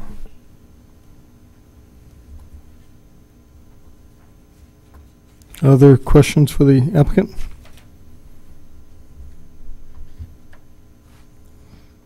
Okay, very good. Thank you, sir. Appreciate it. Back to the Planning Commission. Further discussion or Other positions? This is in a choir. Mr. Chairman? Yes. I was not a part of the original process for this plan to be approved. However, it was approved. And I think the end result was that it's planning to be a very positive addition to the courthouse area. If you take a look at the build-out around the courthouse with the hospital and the proposed community college, it somewhat makes sense that a few more 2-bedrooms to where you might have some young adults who work at the hospital or go to college together. They might utilize that. I mean, I don't know that we can determine that just because there's an increase of a few bedrooms that there'll be that much of a greater increase or impact on the schools. And that seems to be the main controversy surrounding this as I interpret it. When I look at the staff report, when they look at their student calculator, 68 to 86, an increase of 18 students. And I want to thank the applicant for working with us in producing additional proffers to help cover or mitigate the impact of that.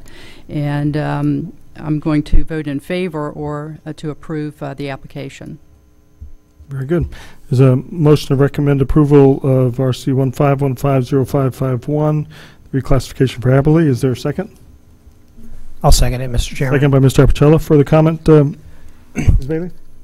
Thank you very much, Mr. Apicella. Mr. Chairman, I agree with my colleague, Mrs. Bailey. I think overall, again, this is a good project. A significant piece or anchor of this project is the Germanna Community College. They've proffered a site. We may not get another site elsewhere in the county. So I think that's something we all have to consider. I think it fits in the context of the UDA. In fact, it was our first UDA proposal. I think what the applicant is saying is that it would not otherwise be economically viable for them to proceed with this project if we did not change the number of bedrooms in the way that they've requested. Perhaps it's not the right way to look at this, but if I just look at what was already approved, again, as I mentioned during the earlier questioning, the big change is changing the number of 1-bedrooms, reducing that by 38, and increasing the number of 2-bedrooms by 38. So if I just look at the proffer contribution associated with this revised reclassification proffer amendment, it turns out to be about $4,210 per unit. That's not a small sum. It certainly gets closer to the school's recommended proffer amount that we suggested, I guess, over a year ago. It may not be as high as what the current board is using, but at least it comports with what we had asked for, at least in our recommendation to the Board of Supervisors. I'd also reiterate that they're offering an $800,000 contribution for turf fields at Brook Point High School. Again, something that we might not otherwise get if this project doesn't come to fruition. So all in all, it is a change. I don't think it's a huge change in the context of the total number of apartments or the total number of residences we have in Stafford County. So for those reasons, I will support it. Very good. Further comments? Mr. Nolan? Yeah, go ahead, Mr. I will defer to the gentleman from Hartwood. Mr. English? I would like a substitute motion to defer this and to let the schools look at this, because at $160,000 in proffers that they've added, I don't even think you could buy, I mean, I'm sorry. Is there a second? Okay, second for the substitute motion, Mr. Cohen. Mr. English, Okay. further comment? I'm very concerned because I think if this is a project and the schools haven't had an input on it with the changes that have, and you've got $160,000 going to for cash proffers for the school, what are you going to get for $160,000 for the school when you got probably and I feel like you're going to have a bigger impact on as far as kids in that area now that you're going to move these from more 2-bedrooms in that complex. So that's the reason for my request for deferral, to have the school board have a little bit more impact. I mean, a little more say in this. So that's the reason for my. Okay. Further comment, Mr. Cohen? Yes, and if I understand you correctly, Mr. English, you're asking for the school board, so Yeah. sort of in the same construct that we did with the George Washington project, which worked exceedingly well, the idea is that staff will contact Mrs. Kidby as the chair of the school board to get the school board's input. Am I understanding that?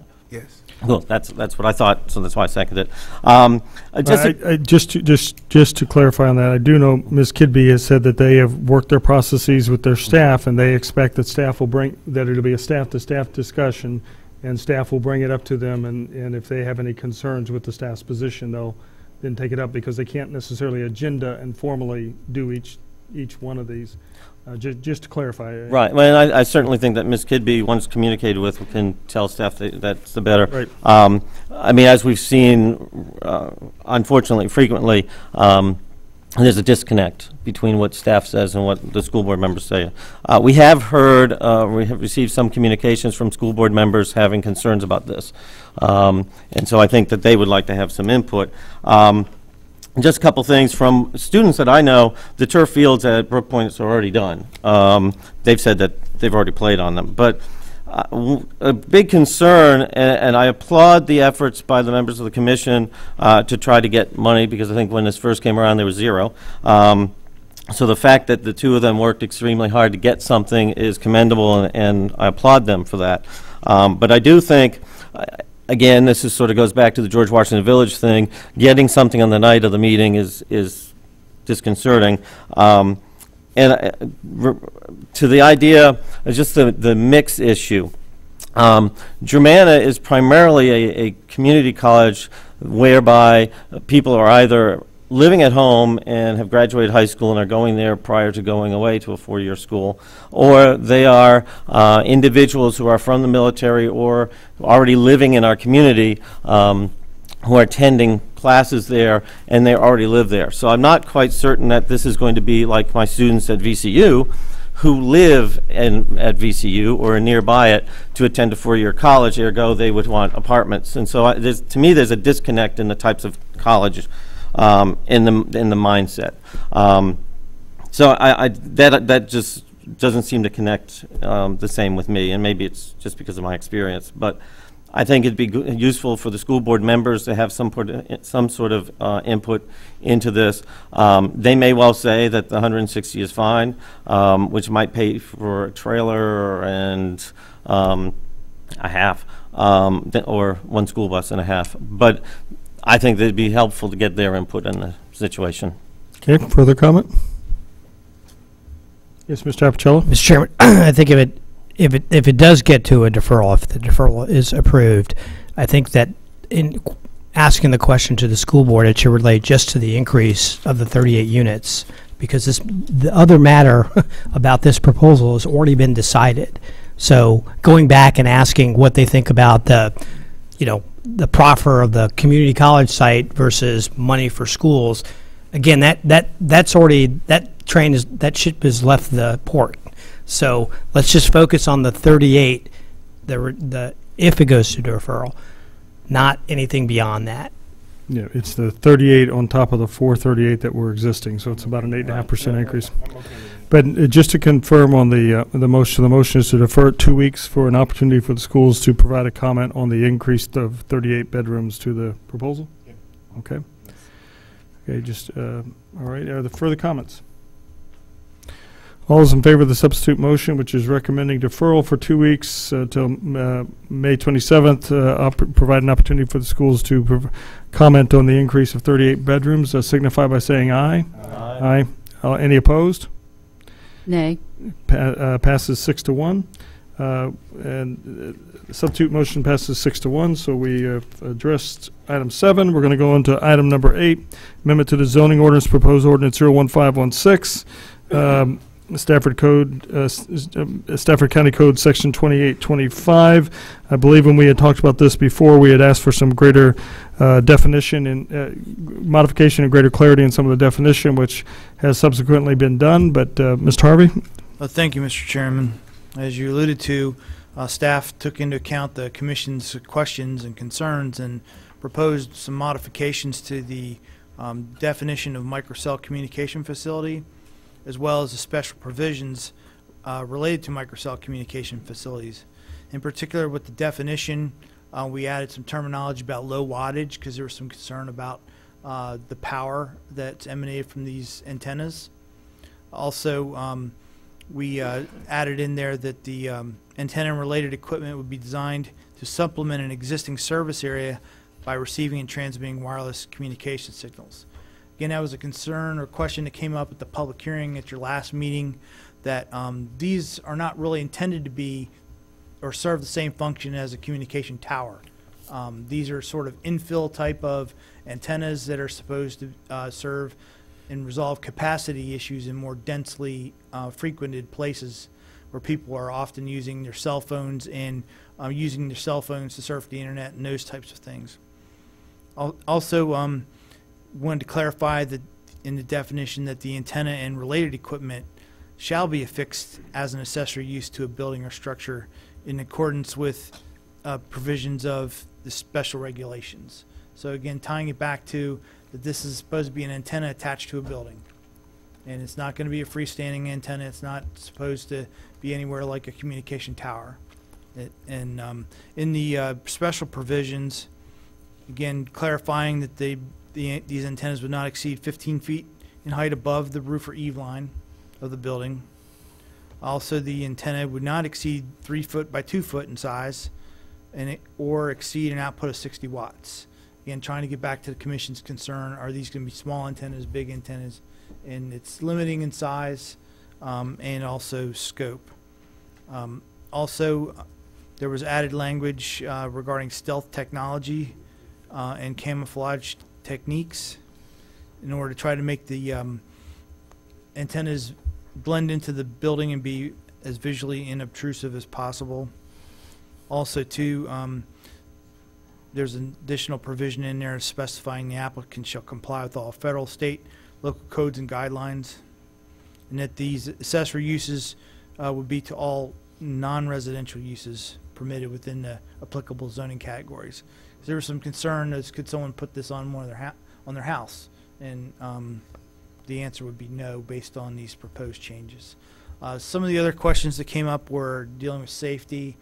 Staff did research, and basically what we found is these types of facilities are heavily regulated.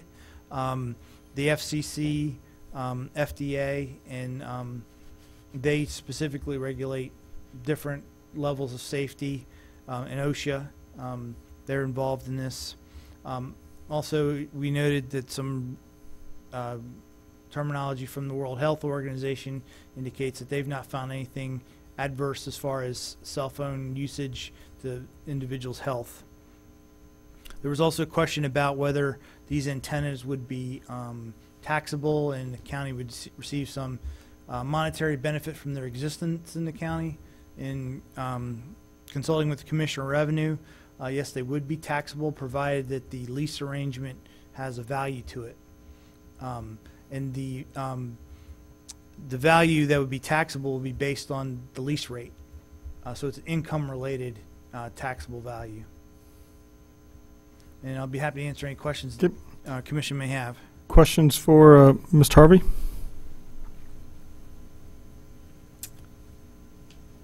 If not, is there a motion to recommend approval of the proposed ordinance? Mr. Chairman, so moved. Yeah, motion to recommend approval of proposed ordinance 01516, seconded by Mr. Gibbons. Further comment, Mr. Appicello? Mr. Chairman, I think based on the limited research that I did, it's an important technology, and I think we certainly have to address it here in Stafford County. I applaud the staff for going the extra mile here and further looking into the issues and concerns that were raised by the Commission and making appropriate modifications that address those issues and concerns. So I support it. Thank you very much. Any further comment, Mr. Gibbons? Any other member? All those in favor of the motion to recommend approval? Chairman? Yes, please. I'm sorry, just for clarification purposes, this is the ordinance with the recommendations by staff shown in red? Yes. Okay. Is there a different number to it, though? Just to, sorry, I didn't. In the Planning Commission's packet, it's not actually numbered as the ordinance. Okay. The previous ordinance is still Thank you. retained So, as a number. so it's a motion to recommend approval of the proposed ordinance as presented by staff tonight with the modifications. Thank you for I think I said it that way. I must. Yeah, that's what I thought I heard you say. Very good.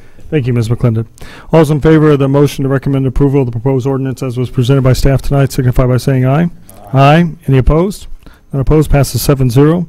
Item number 9 has been deferred till it comes back up on May 27th.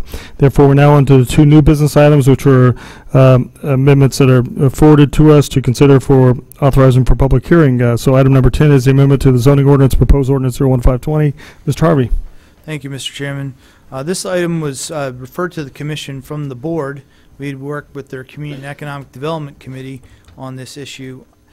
In particular, the board has been working somewhat in parallel track to the Planning Commission.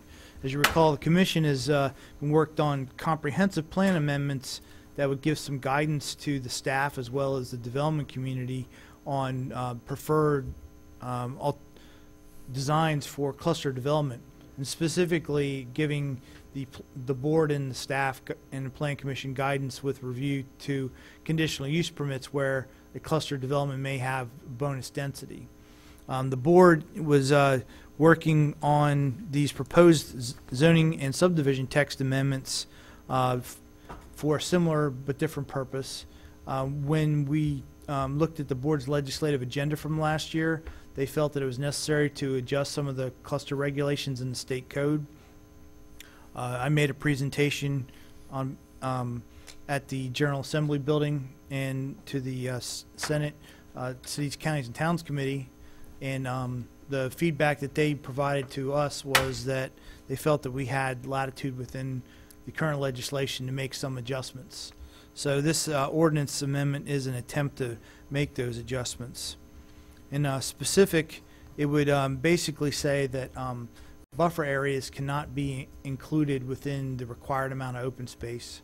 As you may recall, that was some of the questions that we had on a couple other cluster plans where there were small strips of green space behind lots and or buffers that were required by the code that were being counted towards the open space. So this code amendment would prohibit that, so it would not count towards the required open space. The buffer still would be required based on our other zoning constructs, but not be credited towards the open space requirement. Also, this would require the developer of a cluster development to specify the use of the open space and who is going to be the responsible party for that open space. In particular, the code defines what are permissible types of open space, in particular agriculture, forestry, also for the purposes of better land development. It allows for homeowners associations to own the open space. It also allows for individual property owners. For instance, if someone was going to farm it, they could have the open space, or it could be owned by a conservation group.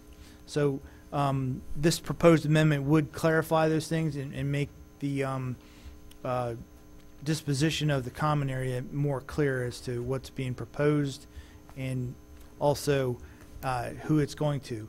Further, it refers to that the open space has to comply with industry standards.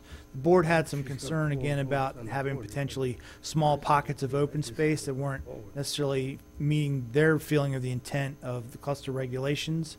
In particular, dealing with the industry standards, in the county we have a land use tax program that says if you're in forestry use, you have to have at least 20 acres.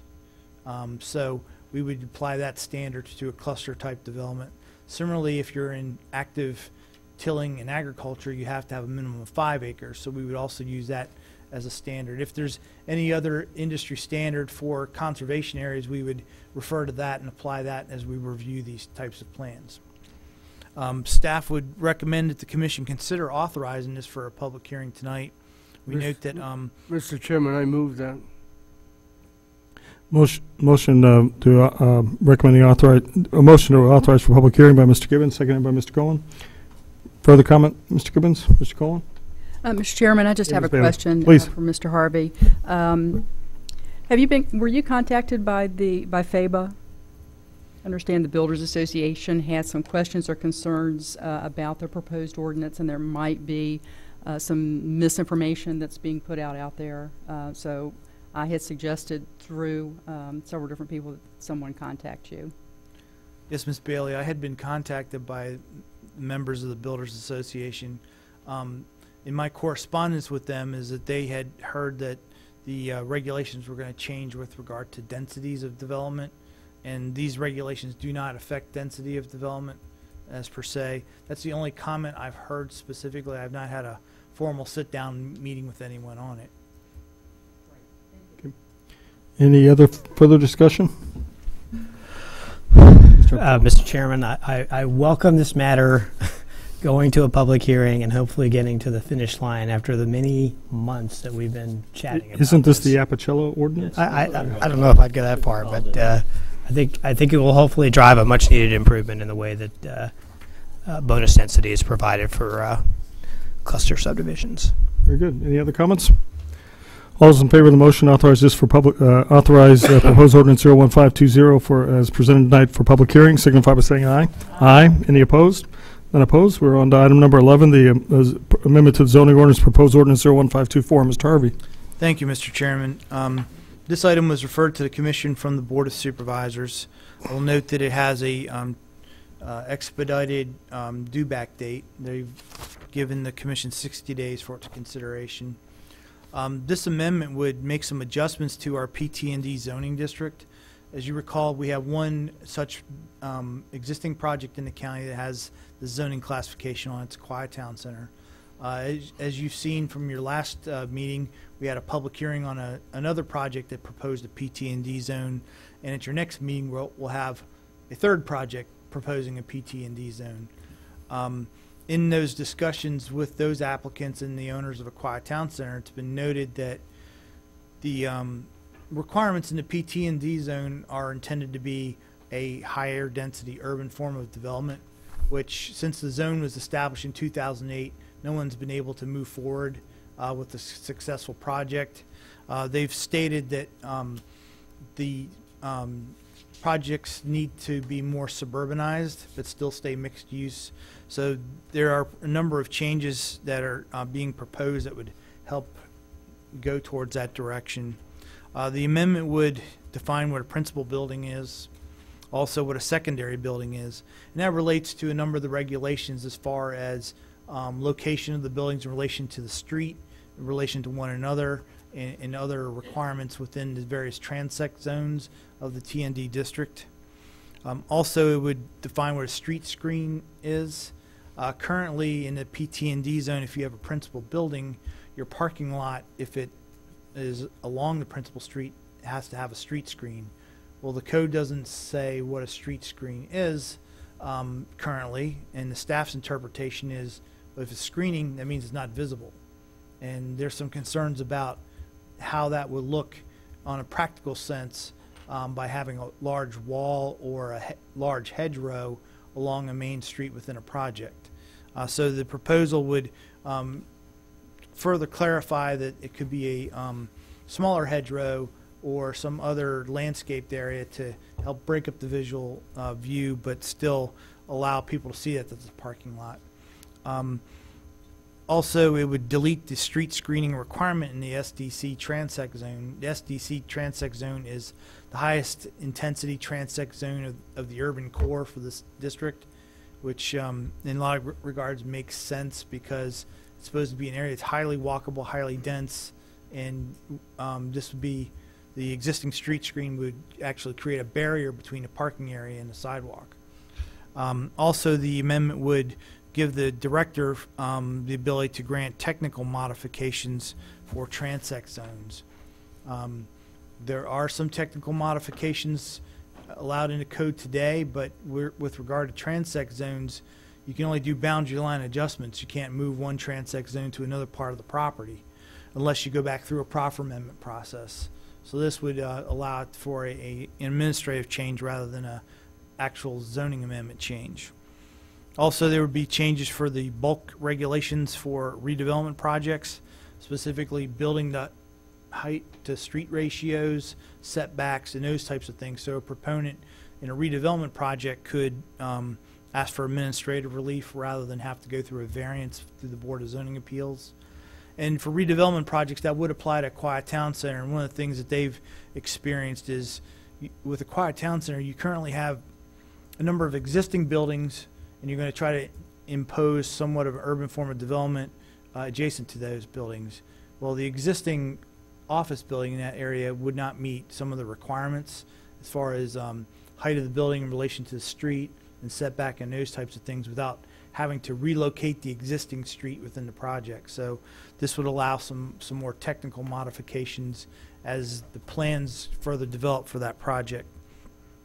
Also was brought to the staff's attention that the current regulations for the PT&D zone allow for wall signs on buildings. It also allows for essentially a project sign for the overall development, but it doesn't allow for any other freestanding signs. And if we go with this more suburban style of mixed-use project, you will typically see in those types of settings where there may be freestanding signs for individual large users or multiple signs for different parts of the project.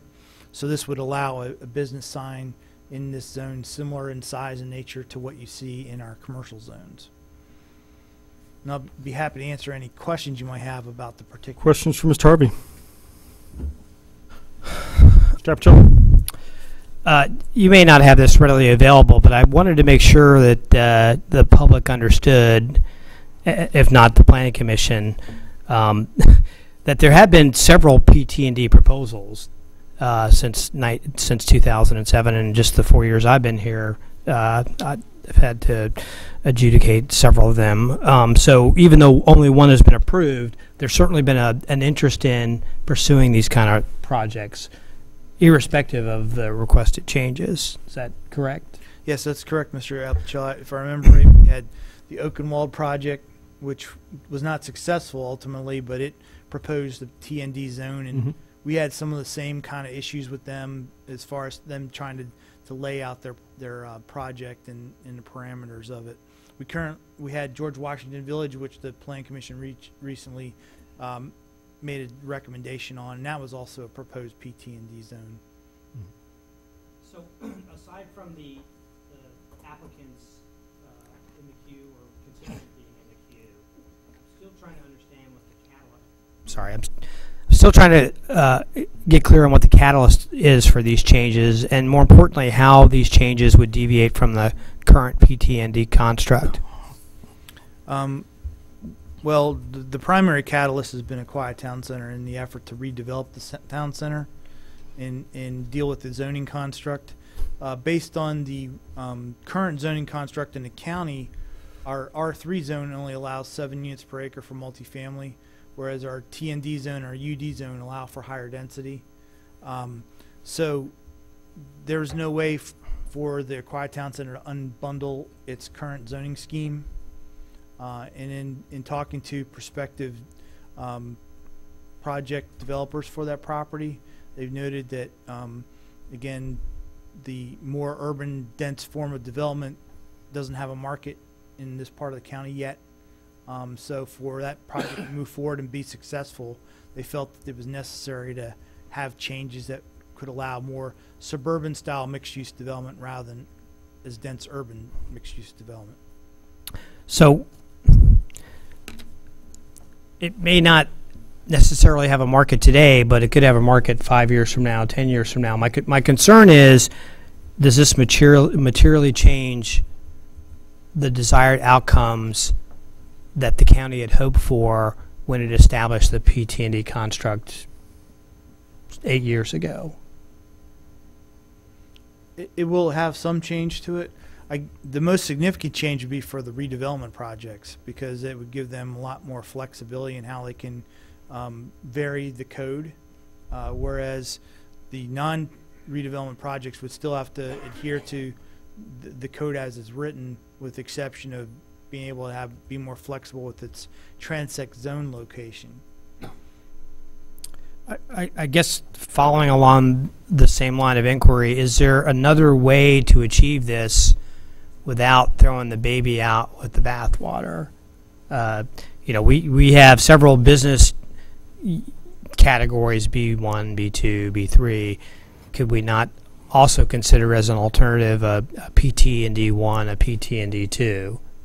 Again, I think there's some good stuff in the PT&D ordinance as it exists now. I'm just concerned that, number one, trying to make changes because a specific applicant wants or needs it when the county at large might have a different interest. And more importantly, I'm concerned about any unintended consequences or in the long term, again, not achieving what we had hoped to.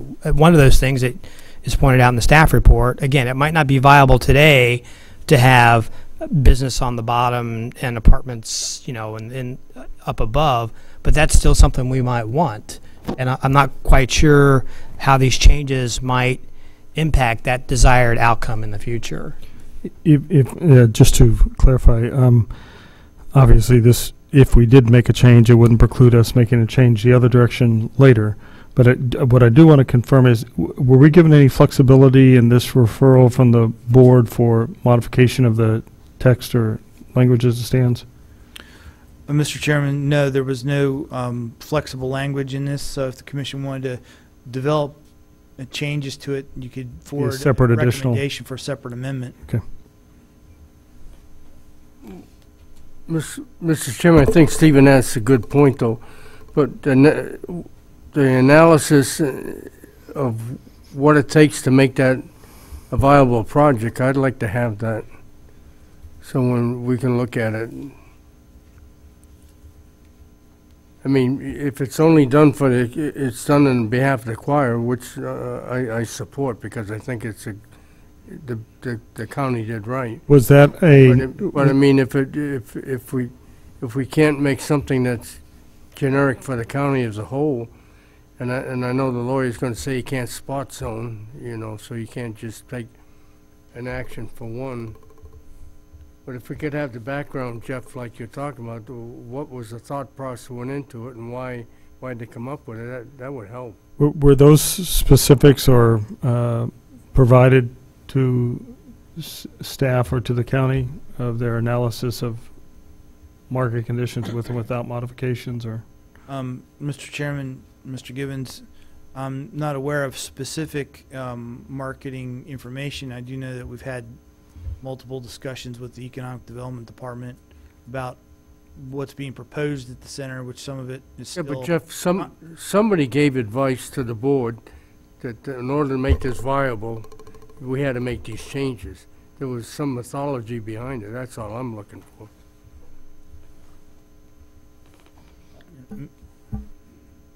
Mr. Chairman, the Director of Economic Development has offered that if necessary, he'd be willing to come and speak to the commission in closed session. Okay. Now, to meet the timelines, this would have to be advertised by, we'd have to vote to advertise this for public hearing by the 27th, right? By our next session? Yes, sir. Trying to do that, and then that wouldn't get us in time to do the first session in June. That would mean we could do the public hearing the second session of June, upon which we would have to act on it. There would be no more meetings before our timeline ended. Correct. Okay, so we do have one session of flexibility, but that puts us at a point where we would have to advertise then if we were going to have a public hearing before our recommendation was back. Mr. Chairman? Yes. And I would be curious to see how this would have applied to other items. Because, and I understand I emailed you earlier in the week about, we're doing it for the entire county for one specific project, and we sort of have to. But I'm curious, for example, in the Triansect zone being able to be changed or moved, how would that have applied if the applicant had that much power that they could go and do it to you rather than going through us or some other mechanisms? What could in theory happen? Because I too am sort of concerned with the idea of doing it countywide when it's really geared towards one place, and then being used with unintended consequences. And so I just would like to see if as we go forward, how could it be applied? So if I understand this, and I haven't heard anybody say otherwise, there would be an interest in having economic development speak to us, which they believe they'd need to do behind executive session, in a closed session at our next meeting, and then taking this item up for disposition at our next meeting. And then the other added point would be just if you could apply this to one of the other applications and tell us what the implications would be. So what I'm hearing. So is that a motion then to defer this item to May 27th and have an opportunity to talk to economic development? So moved, Mr. Chairman. Motion by Mr. Appicello. Is there a second? Second. Second by Mr. Cohen. Further comment, Mr. Appicello? No, sir. Mr. Cohen? No, sir. Any other member? Everything good on that, Jeff? Yes, sir. Okay, so all those in favor of the motion defer this to May 27th and for further discussion and have a discussion with the economic development signify by saying aye. Aye. Any opposed? None opposed? Passes 7-0. Thank you all very much. And with that, we're moving back as we had suggested before. Oh, wait. Okay, well, we're going to move back to item number 3, but we're going to start off our discussion item number 3 with the committee talking about the meeting on Monday. Yes, please. Okay. Yep. Thank you, Mr. Chairman. Yes, indeed, our subcommittee met again Monday. We basically, just sort of give some background, Mr. Hornung has given some information this evening, but after our last meeting of the full commission, Mr. Hornung, who's a former member of the Board of Supervisors and a former member of the Planning Commission, sort of sat back and took a bird's eye view at different things that had either been said by committee members, the public, information that had been provided by Mr. Gibbons, and et cetera, and sort of looked at this from a bird's eye view about what could be done. And he's alluded to some of this previously, which he's passionate about. And it's really amazing. He did an excellent, thorough job of developing a concept and providing it to us. Staff was terrific. It's really great that a citizen can sort of come up with an idea, and the staff is so helpful, and that's what the whole process is really supposed to be about. If you look at page 17 of his rendition that he gave us this evening, I think this sort of is a catalyst for where a lot of his mindset was. That once the airport overlay district had been passed, he sort of, we looked at, and we had touched on it as a commission, but there were so many of our targeted growth areas that are underneath areas that are not really where we intended to put residential. And the attitude being that there's something different. Also, I think, and certainly I'm sure he'll give me a high sign or a certain hand wave, that certain elements that came along with the idea that commercial was going to take care of everything is sort of problematic and raises some questions. And so what he has developed is something, as he said this evening, to come up with a central Stafford business district with the idea that this area around the airport would be developed as a business district for the county. And I think, Mr. Zuraf, you have the slide of what this would look like, if you'd be kind enough. I didn't want to take your fun away from you, Mr. Chairman, saying. Computer, please. Thank you. The UDA. Oh, that more.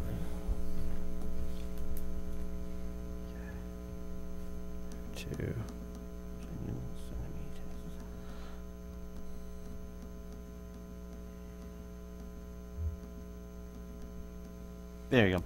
Thank you. Okay. Cool.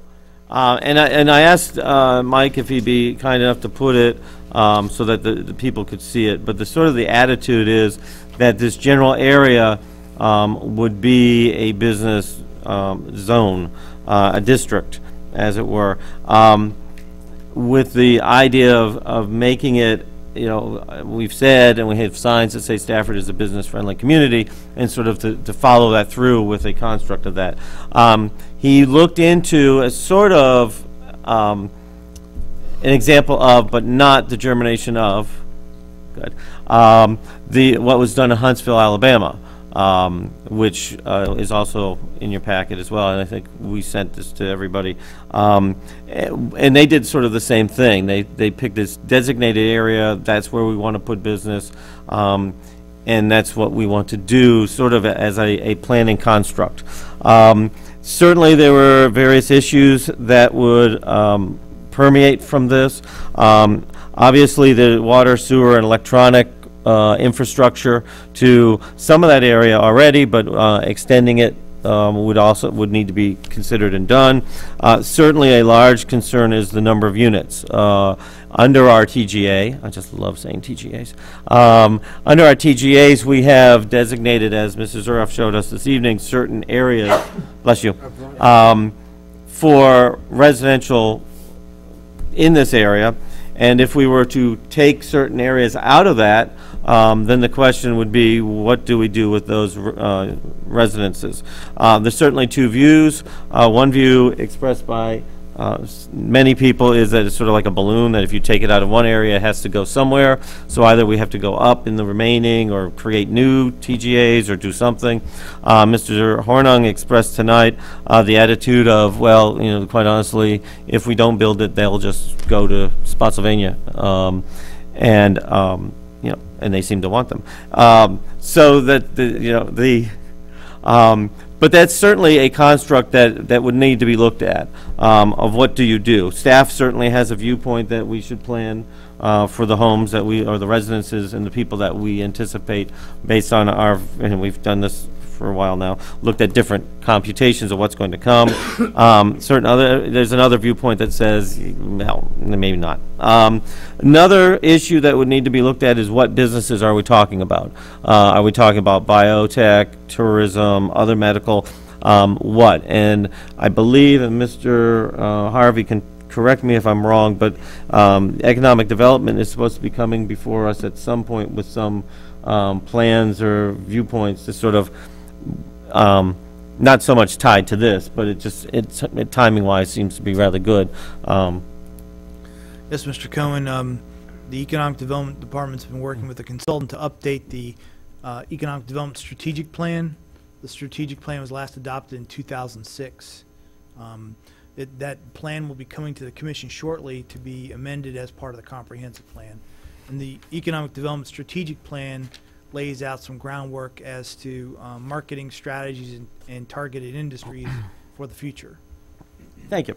Awesome. Please, Mr. Has the Economic Development got the copy of this? Did they get a copy of this? Do you know? Not yet, Mr. English. I purposely did not give that to anybody because I wanted the committee to see it and their feedback. The comments are that it has not been given from the other individual, that it's not been given to anyone else, just waiting for an opportunity for Planning Commission members to be able to see the information. And then the last couple of issues would be, and Mr. Hornung really, the plan is very comprehensive and thought out. What type of incentives would be proposed to those who are in this area that we would like to have for business, that they would not just rush to do 3-acre lots and et cetera, but be enticed to do this type of plan. So it's not just that, gee, this would be nice. There's a whole thought process of how do we make this happen.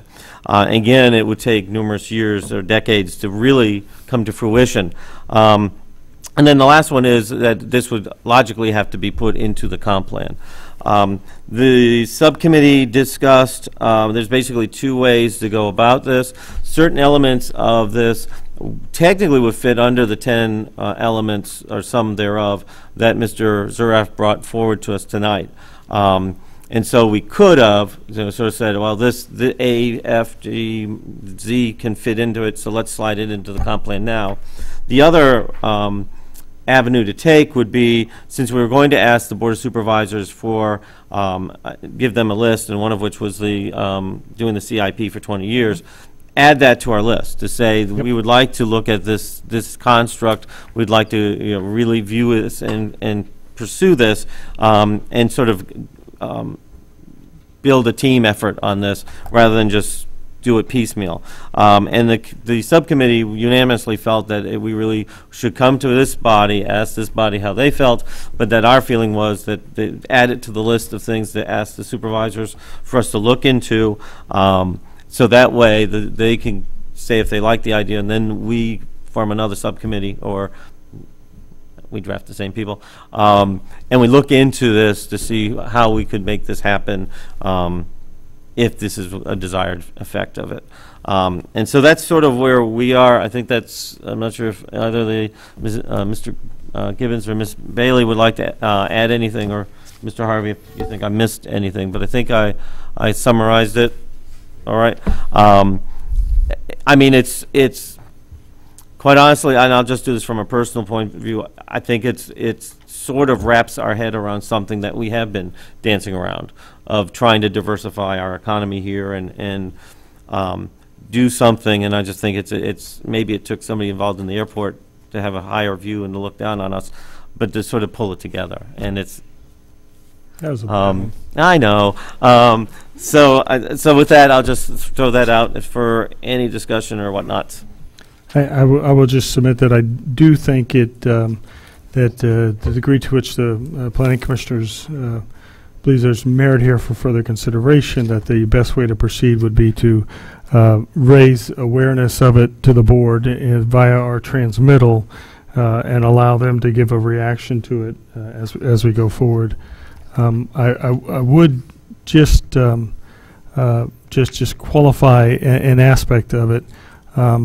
I don't believe that because you plan, then you get growth.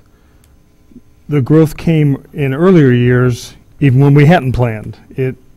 It's something you got to face. So you want to plan for the growth.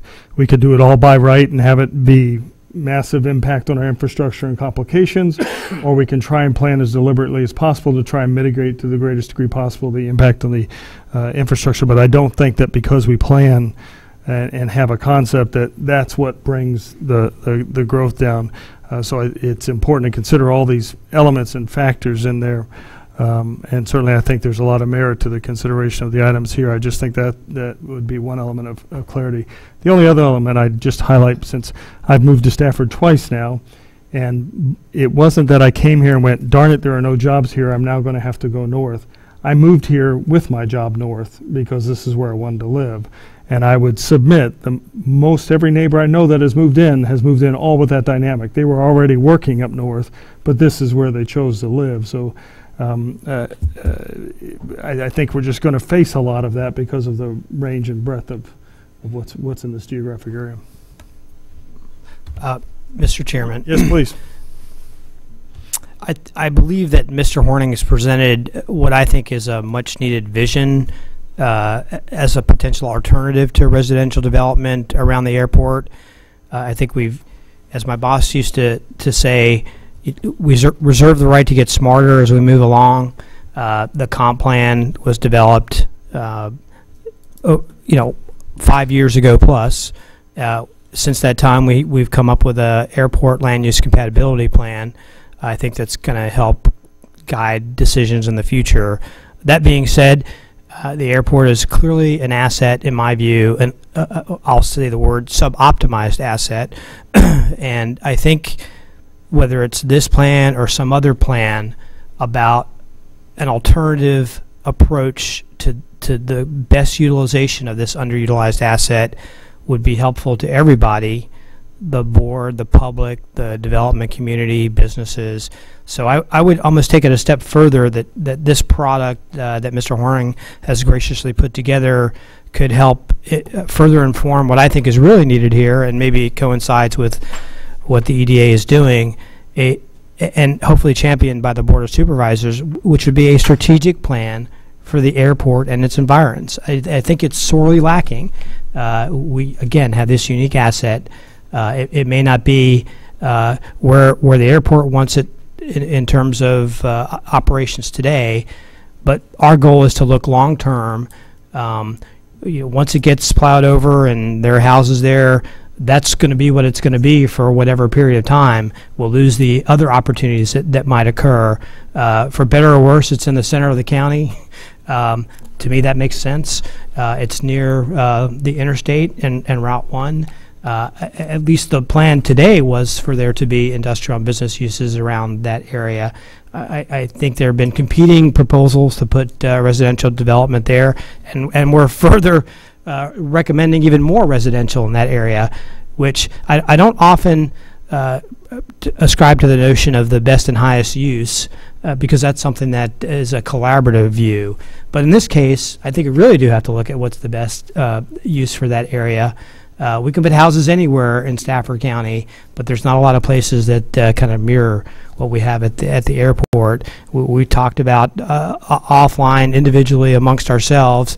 Another, I call it STAR, Stafford Technology and Research Center, in the center part of the county, or a contractor-focused community in that area. We won't have opportunities like that to have a conglomerated business center around Stafford County, because that landmass just doesn't exist elsewhere. So I think it's a potential opportunity lost, and it deserves further research. And I apologize for going on and on, but I feel so strongly about this in larger context of how much commercial development that we're going to be losing as a result of the revised comp plan if it proceeds forward. But in particular, this area, which I think is a great spot for business and industry use, and I think it needs a vision, it needs some guiding principles, a small area plan, whatever.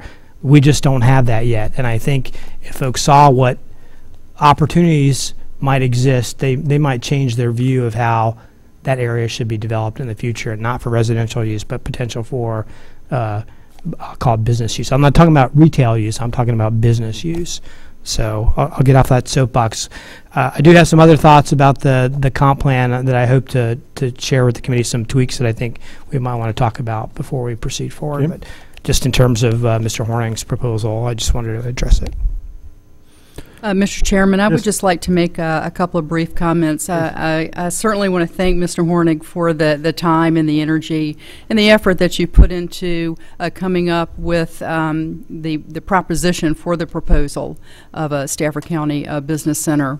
I do strongly feel that there is a little bit of a disconnect. I don't know how we go about trying to bridge that gap, but I think this is a good conversation piece to bridge that gap between the need for commercial industrial business to go alongside the housing that is needed here in the county.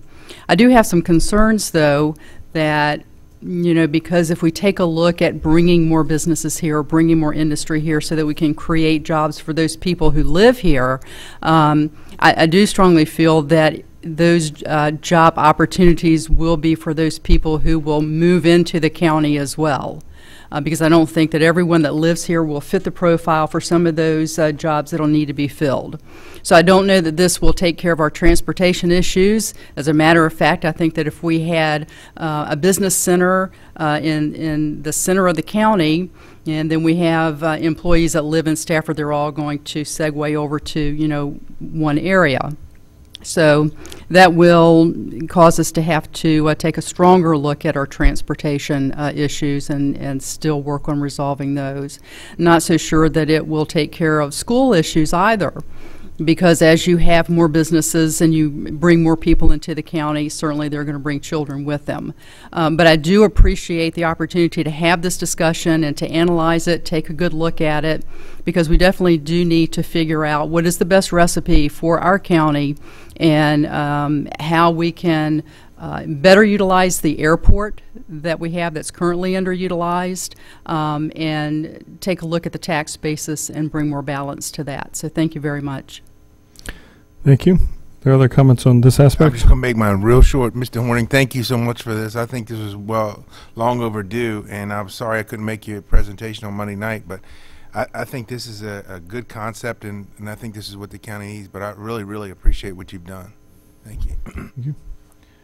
So, yeah, Mr. Cohen? Just one last thing, and I too want to applaud you again, and I agree we need to plan for growth. One of my big things is that you don't plan for just the 20 years, that we should be thinking farther out, and thinking of when the roads are going to be expanded, Route 1, 17, courthouse, etc. You know that now, that in 50 years, 60 years, they're going to have to go to an additional lane, so we should be thinking that way. However, what I think is long-term planning and what may be planning may not be where the county is. The county needs to plan for growth. I think Mr. Gibbons has been really strong about we need to know what we can afford and how we're going to do it. I think that, as Mr. Gibbons also sorry to keep taking words out of your mouth, but he continues pointing out, and anybody who knows this area knows that our continued reliance on defense jobs is difficult with sequester and the way things are going, and other situations with the military, and there may well be hordes of jobs up in D.C. now, but and those tied to it, but that we don't have a guarantee that that's going to be the case, and we run the risk, as I said when we were dealing with George Washington Village, of being almost a factory town, and when that factory closes down, we have nothing. And so I think this is forward thinking, that we can say we need to have other things in our basket other than just defense jobs. And then we can, I think Ms. Bailey is correct, we need to plan for the infrastructure, we need to plan for the growth, we need to make sure that the developers and whatnots are paying full proffers to pay for that, and to deal with that as part of this whole construct. But I think the elements of trying to do this is something well worth to get off the launching pad, and to see where we can go from it. And I hope that we take it and send it to the board to try to get their input. Okay, other comments on this aspect of the discussion? Yes, Mr. Gibbons? Is it the feeling of the board that we could add this on as a recommendation going forward? I get a sense that the interest is, as we would comment and highlight to the board in a transmittal about the 11th through the 20th year and looking at the costs of growth, that we would also comment and reinforce the proposal that was presented to us on a Central Stafford Business District for their consideration and opinion back to the Planning Commission on how we proceed, to include highlighting the fact that we've addressed the airport compatibility plan as well, and those are all dynamics I think we'd want to highlight to them for going forward. Again, Mr. Chairman, I applaud the work that Mr. Horning has done. I still think that the broader recommendation, again, is to consider a strategic plan focused on. Yeah, but this could be a catalyst. I agree. I along the lines of, but I'm again, with all due respect to Mr. Horning, there may be other scenarios, approaches, information that the board and the EDA and the airport authority and other stakeholders might want to, coalesce around. So it's a great product. But it's not the be all and end all, because we don't know yet. I didn't say that, but I just wanted to get the feeling of the commission that we forward it, at least to the board, and let the board decide. Right. And I would sort of say, and I know you love to do this, Mr. Rhodes, but we sort of have three things on our list to ask the board to allow us to look into. One is the CIP for 20 years. One would be the CSBD. And then the third one would be a strategic plan for the airport. I think that those two may be tied, but I think Mr. Apicella's point is accurate, that there really hasn't been a mindset of what is our strategic plan for that. It may well tie into this other construct, but it shouldn't be ignored. Just a nuance on that, just to confirm and clarify.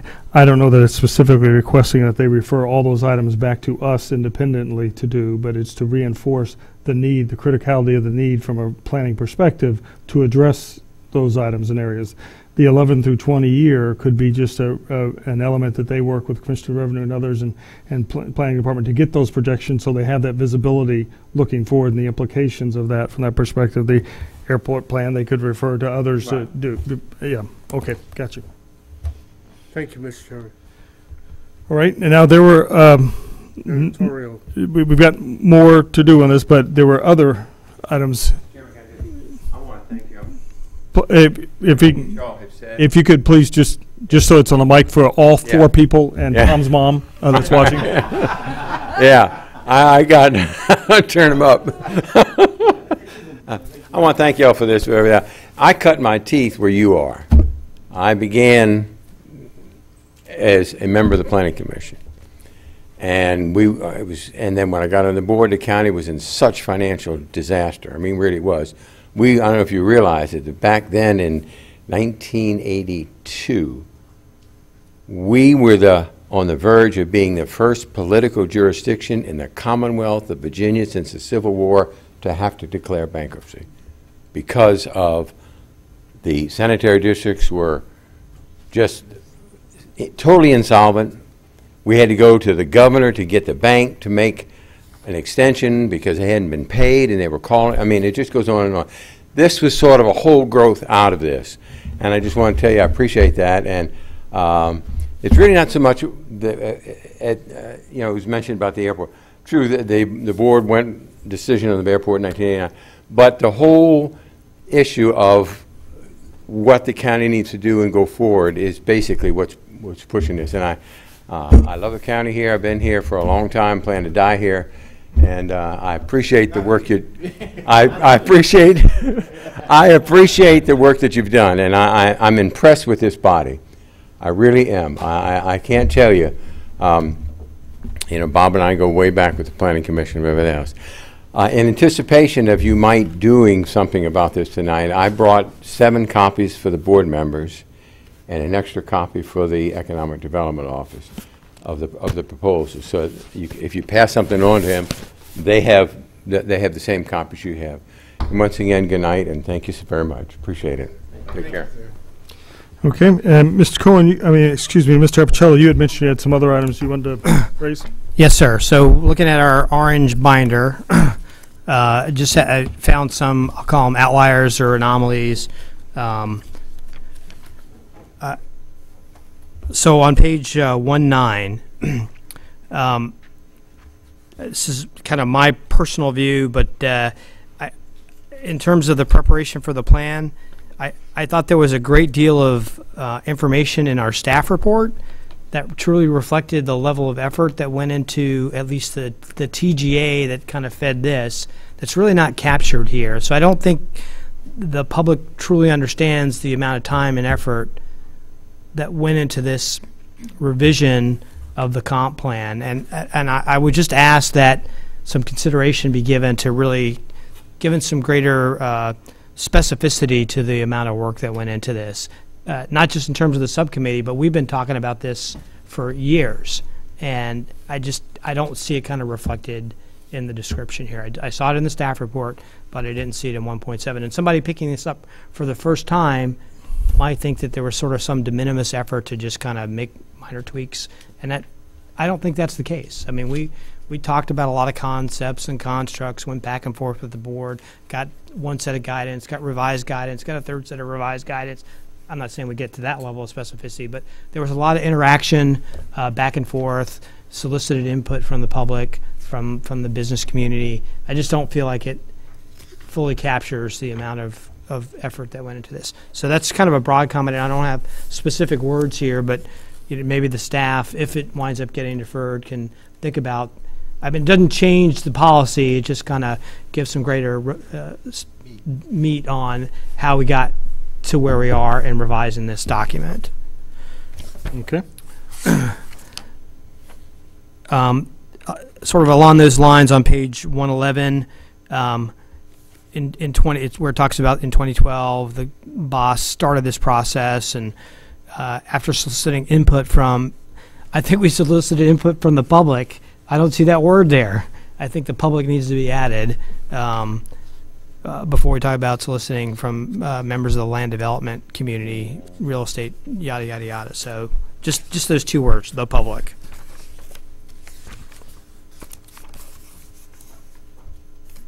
I'm not sure if Mike sort of covered this, but in several places... I would submit that latter point is not a substantive change, and we can certainly vote to add that into what we have before us today before we would recommend it forward. Okay. Are we going to do it one by one, or...?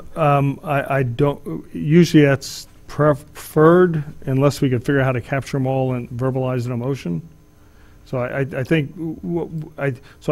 think we're universal, at least in this one on page 1-11, that where it states in the second paragraph that's listed on the page, near the end of that first sentence where it talks about, actually in the second sentence, after soliciting input from the public, comma, members of the land development community, real estate, and after that, but it's putting in the public in between from and members.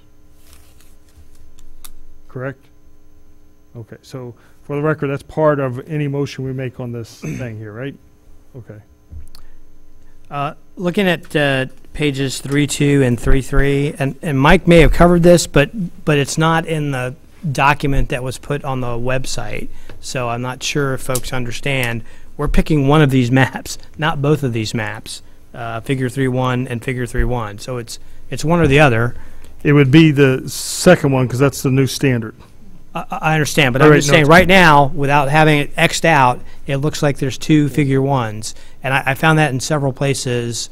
I just want to clarify that some of these figures that are duplicated twice are going to be removed in the final product. They'll all be with the ones with the banner at the top of the page. And that's our understanding.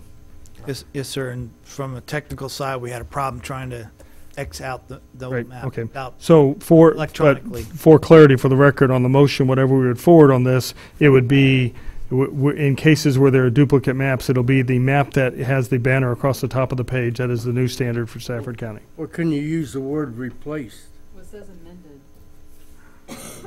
You know how you have a draft on the document so everybody knows it's a draft? Some term that says. I just want to be clear, we're giving staff the leeway to make those changes no matter if we were to move forward tonight. Yep. On page 3.4 in the second paragraph. And I think everyone agrees with that. So, but what is going to go there? The one that says the one with the band. No. On page 3.4. Oh, we're not there yet. He was still. He was okay. Yeah. Okay, now sorry. 3.4. My fault. Under 3.2, basis for the plan, well, I guess it's now the first paragraph. It goes ... So I'm not clear what goes there. Okay. Mr. Harvey, Mike, can you clarify what will follow? So on page 3.4, first inserted paragraph under section 3.2.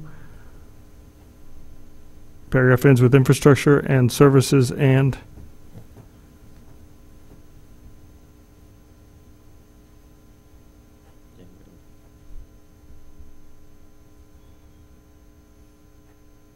Okay.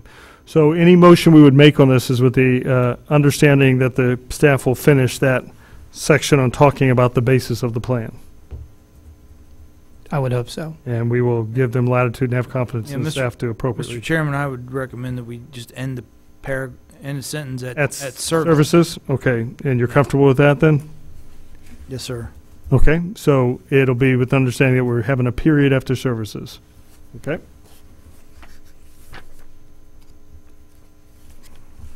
Good items.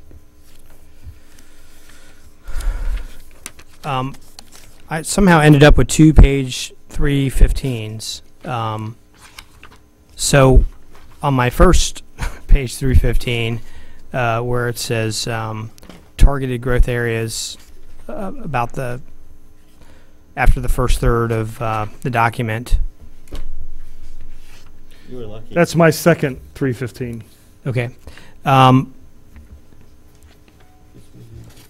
I think where it says targeted growth areas are areas of the county where I think it should say potential concentrated urban or suburban development pattern is most appropriate.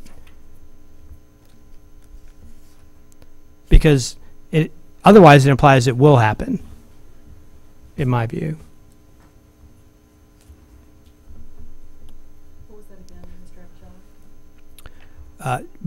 After the and before the word concentrated, I would put the word potential. I would just submit is most appropriate does tend to qualify it from not being a absolute. Not disagreeing with you, but it does end with is most appropriate. Well, my concern is someone could say, as these get disapproved, that you said that a TGA was appropriate, but you denied it. So just kind of a further clarifier that there's no guarantee that at the end of the day the TGA is going to come to fruition. Does anybody have a problem with potential? I'm okay. There you go. Okay. That is part of the record copy. Sorry to be petty.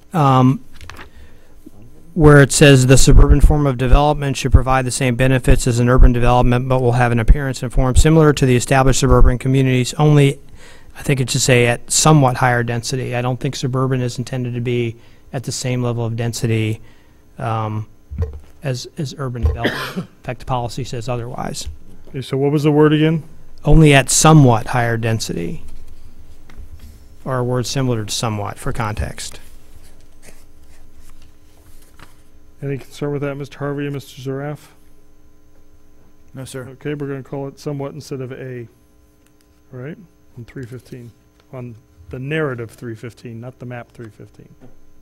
Gotcha. Mr. Chairman, on page 316, where it says it's close to the bottom part of the page. Blue ink. This equates to half of the projected growth over the 20-year planning horizon. I think it would be helpful to the reader to know what that number is. I know you can find it elsewhere in the document, but I think it would be helpful to the reader to know what overall population we're talking about. Okay, so 50% of that. Instead of 15, in addition to it saying 15,873 units, okay. Half of the projected X number of growth in 20 years. Half of the projected 87,000 person population increase right. projected over 20 years. So it would be, this equates to half of the projected 87,000, or whatever that number is. I think it's about 87,000. Projected 87,000 population growth over the 20-year planning horizon, or whatever that actual number is.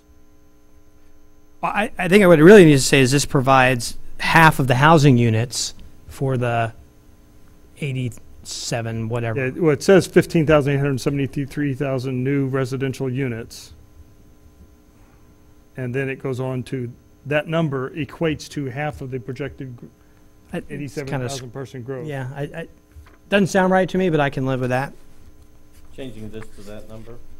This requires the creation of one or more TGAs within the comprehensive plan that provide for construction of approximately 15,873 new residential units.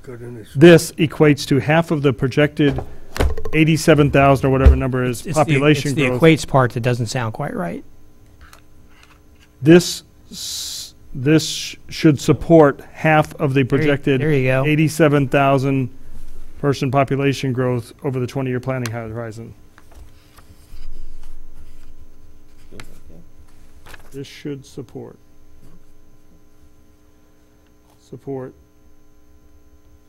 half of the projected 87,000 or whatever the appropriate number is population growth over the 20-year planning horizon.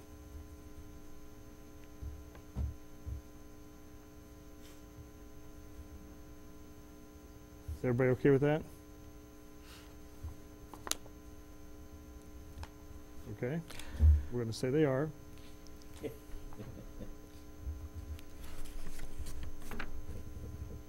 Mr. Apicella.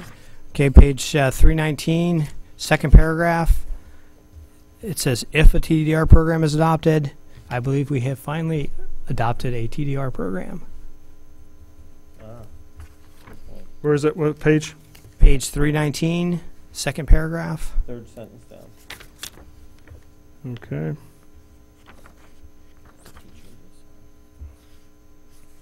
Third paragraph.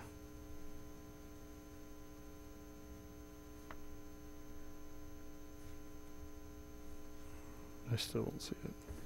Oh, IFA. Okay, gotcha. Okay.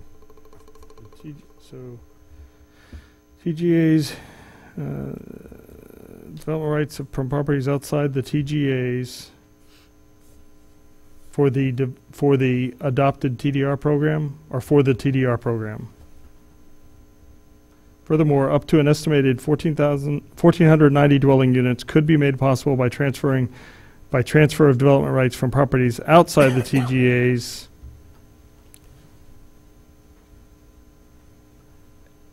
as part of the TDR program. Yeah.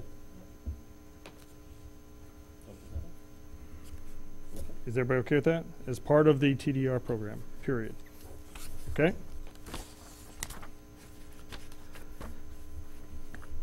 On page 321, again, it may just have been an issue of not being able to cross it out, but you got two tables, the old table and the new table, so the old table needs to be removed. Right. There is no old table. It doesn't. You do not see it there. Okay.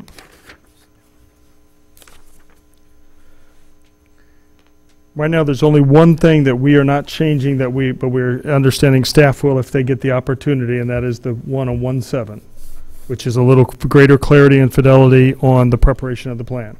All the rest we have verbalized and generally agreed to edits on it as we've gone. Just, okay.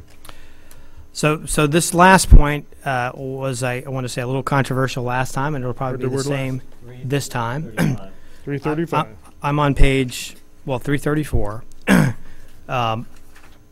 We've given an inventory of infrastructure requirements. It's hasn't been modified, despite the fact that we've added another 1,000 units for the George Washington Village TGA.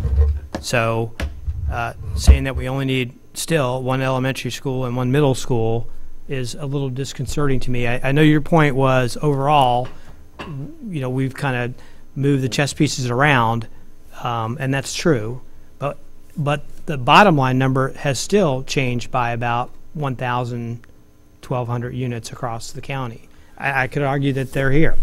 Yeah. So we're shorting ourselves the number of at least schools that we would need to. If we accept and ask staff to, even after we move this forward, would you all be able to, based on your standard planning criteria, correct some of these numbers here as to what they currently are with just ensure that there's a linkage between what we put into the TGA from a number of units compared to what is on there, and where necessary make those modifications?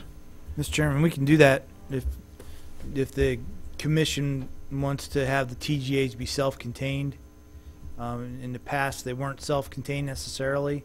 They were incorporating a lot of overall commercial within the county, but not necessarily all the commercial. And Mr. Zaraff can add to that. Yeah, and I know when some of the consideration of George Washington Village, there was the estimate of how much of a high school, and it was a percentage. So you don't have a full high school, and what do we do with that? But here's the point.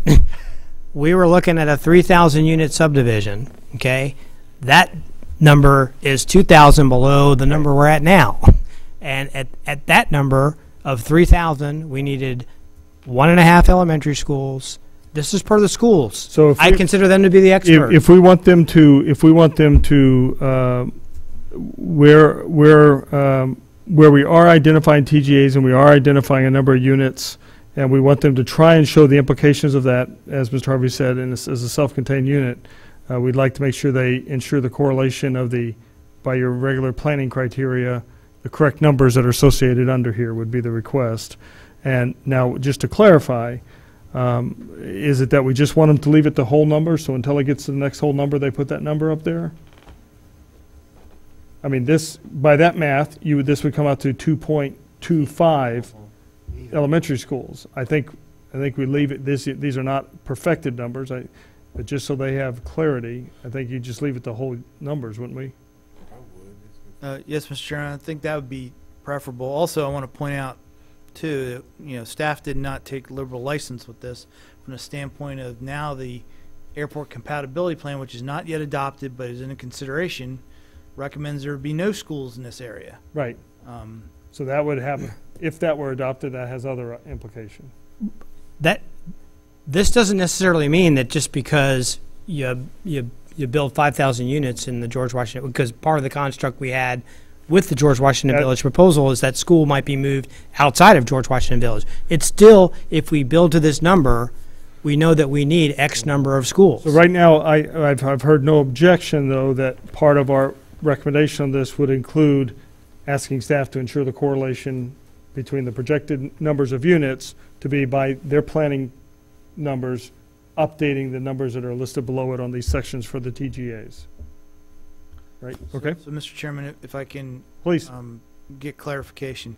we're going to change the way we have it reported here, because right now the UDA construct and the TGA construct says you're going to have so many houses, so much business potential, and you're going to provide in this area X schools, X fire stations. Yeah. So we're going to go away from the provide the X schools, X fire stations, and say that it would create a demand for, rather than it'll be provided in that physical area.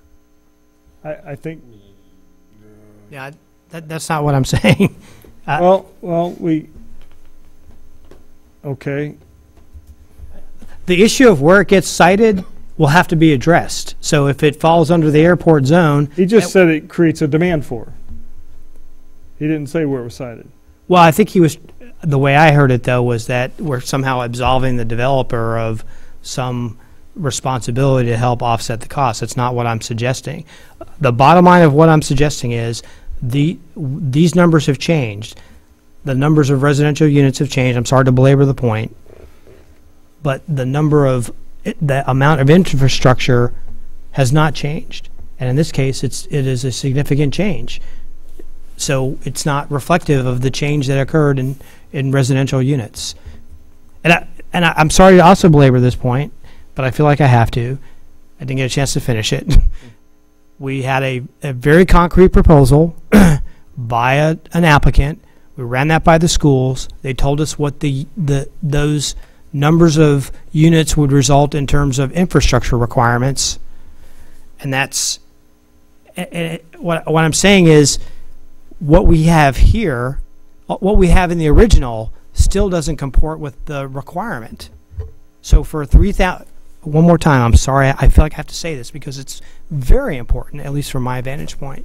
At 3,000 units, we needed 1.5 elementary schools, 0.75 of middle school, and half a high school. I realize we can't put that in here, that won't make sense.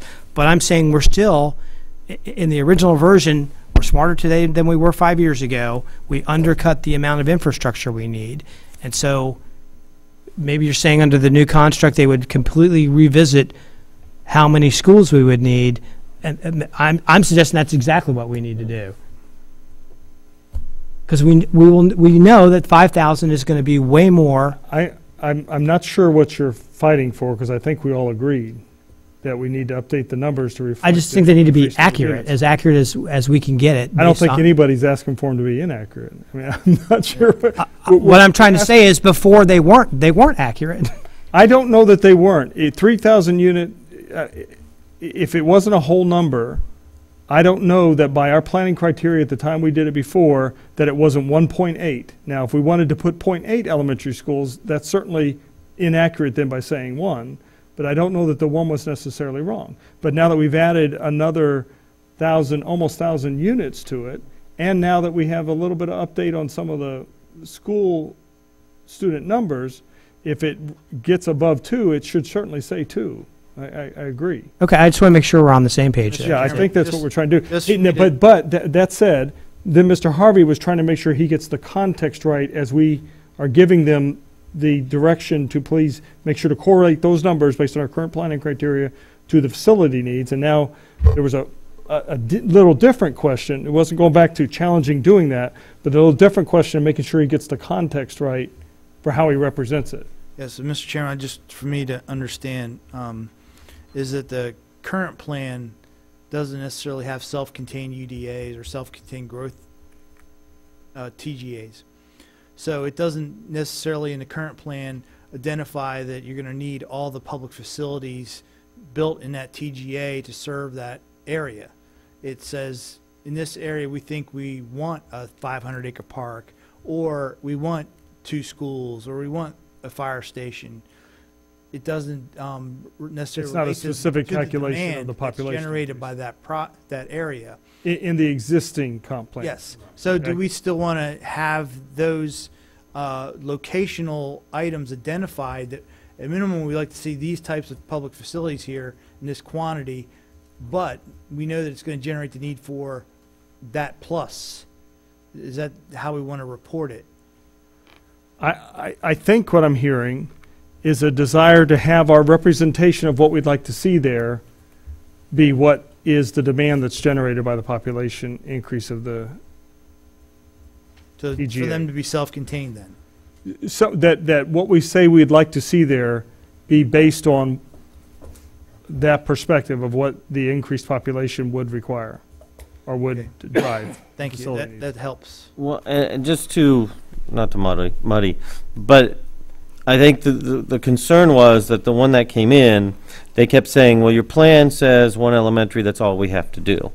And so I think that what Mr. Apicella, to a certain degree, is trying to get us out of is the mindset that because it says a number in the comp plan, then the applicant doesn't have to do what is really necessary. And then lastly, I don't know, is it possible to put in something in there that talks about current computations of numbers rather than putting it as a steadfast number, so that if, I mean, I know we update it every 5 years, but if in 3 years or 4 years the school system updates how they compute what those 3,000 units will kick out, Do you have would we have to adopt the plan to change the Do you have in number? the background what your calculations are based on, or what the estimated demand is based on? Mr. Chairman, Don't in you? the appendix of the plan, Yeah, it's in it the gives the background calculations. And again, as we described previously, we did not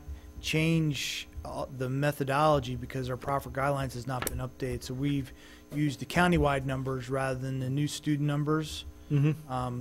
And things of that nature. So again, we kept the rationale for the public facilities the same in the overall appendix, which projects out over the 20 years based on the growth, what we likely need.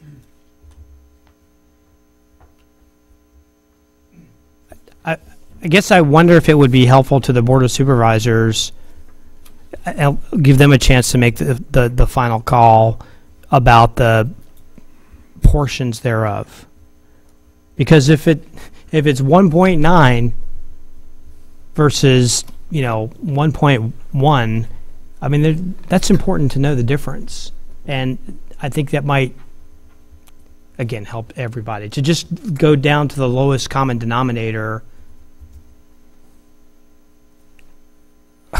Might create false information going forward.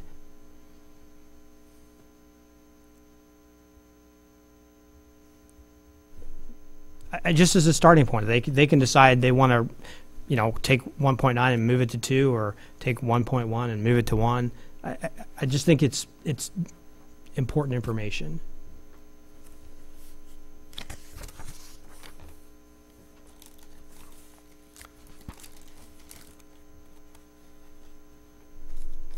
Okay. Do we want to have, as staff updates those numbers, to correlate to the modified residential units in each TGA, and to be to reflect that our desires for those areas are equal to the amount of demand that or requirement that they generate? Do we want that to include a single tenths decimal point, at least as far as schools are concerned? That's what I heard Mr. Apicella suggesting. Is everybody good with that? Okay. Then we would ask that. Any other items? Mr. Apicella or any other member? Okay, so we had discussion there, and nobody objected to some specific modifications to what was in front of us on the comprehensive plan. We also had a suggestion there, and nobody opined differently, that we would ask staff to at least keep as a note to self, if they have the opportunity to make a section and rework the narrative that's on page 17, dealing with the preparation plan, to please make it more robust. And then we have had discussion here of a commitment that whatever we recommend forward, should it be this, as we just discussed, to the Board of Supervisors for their consideration. We'd also develop a transmittal memo that would highlight to them what we believe is a important need for them to consider from a planning perspective, the facilities and county demands that are represented in the CIP, but looking at what is the demand, at least in the aggregate, for years 11 through 20 to match with the comp plan, to also acknowledge to them and highlight for their awareness the proposal that was presented to us on the central Stafford Business District for their consideration of possibly endorsing that forward for further work and consideration. And then also strongly recommend that they consider an approach to the development of a clear strategic plan for the airport as part of their considerations of these, our response to their referral on the comprehensive plan update. Does that capture it? If it does, and it motion, I would entertain a motion for a recommendation to send forward to the Board of Supervisors the comprehensive plan with the modifications and adjustments as discussed tonight, and the development of the transmittal memo to represent the points that we addressed. There's a motion by Mr. Gibbons. Is there a second? Second by Mr. English. Further comment, Mr. Gibbons? Mr. English?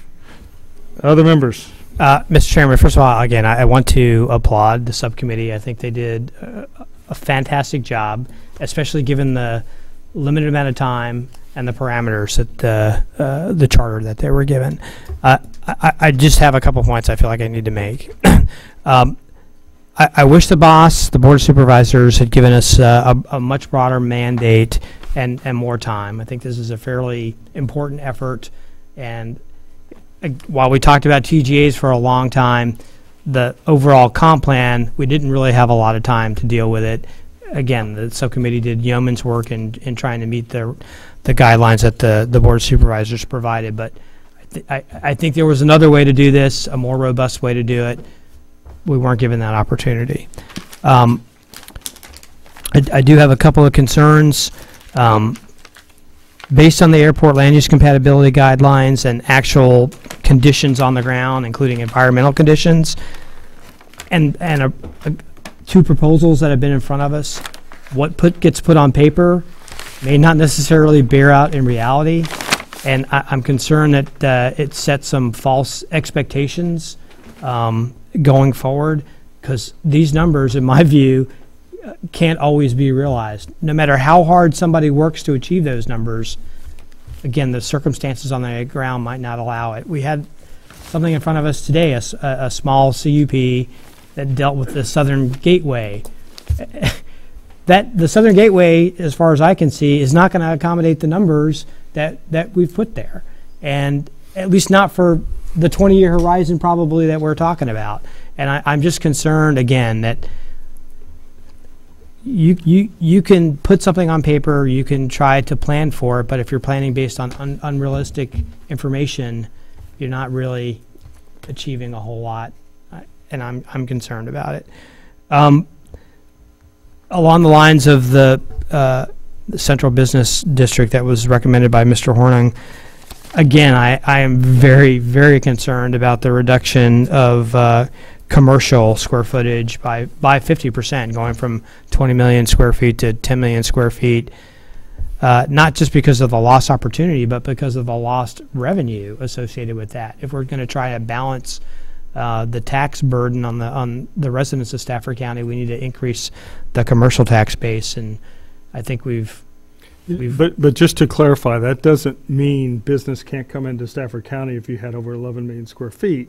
It means don't have identified in general areas in those TGAs that amount of square footage. We have a lot of other. But the demand signal, rightly, is going to be centered around these urban areas. If I don't disagree with what applicants have said. Rooftops drive commercial, and you want to closely associate your commercial with those rooftops. So this was, and quite frankly, this was commercial on top of what we would otherwise get, I think. So we talk about moving putting some pressure on the balloon. I agree with the notion that you've said, Mr. Chairman, that we are going to get this growth. Whether we want to or not, these 30,000 plus new units are going to happen in the next 20 years. Maybe it's 28,000, maybe it's 32,000, but we're going to get pretty close to that based on historical information. And we do need to find a place for those folks. All I'm saying is the trade-off by reducing one of the TGAs had a much more significant impact than I realized until we actually saw the end result, which, again, moving those chess pieces around the board had a pretty dramatic impact on where we were and where we're going to be based on that reduction. So I just want to end with, again, my sincere appreciation to everybody on this panel for dealing with this for 3 years now, and the subcommittee for doing a great job with what they were given.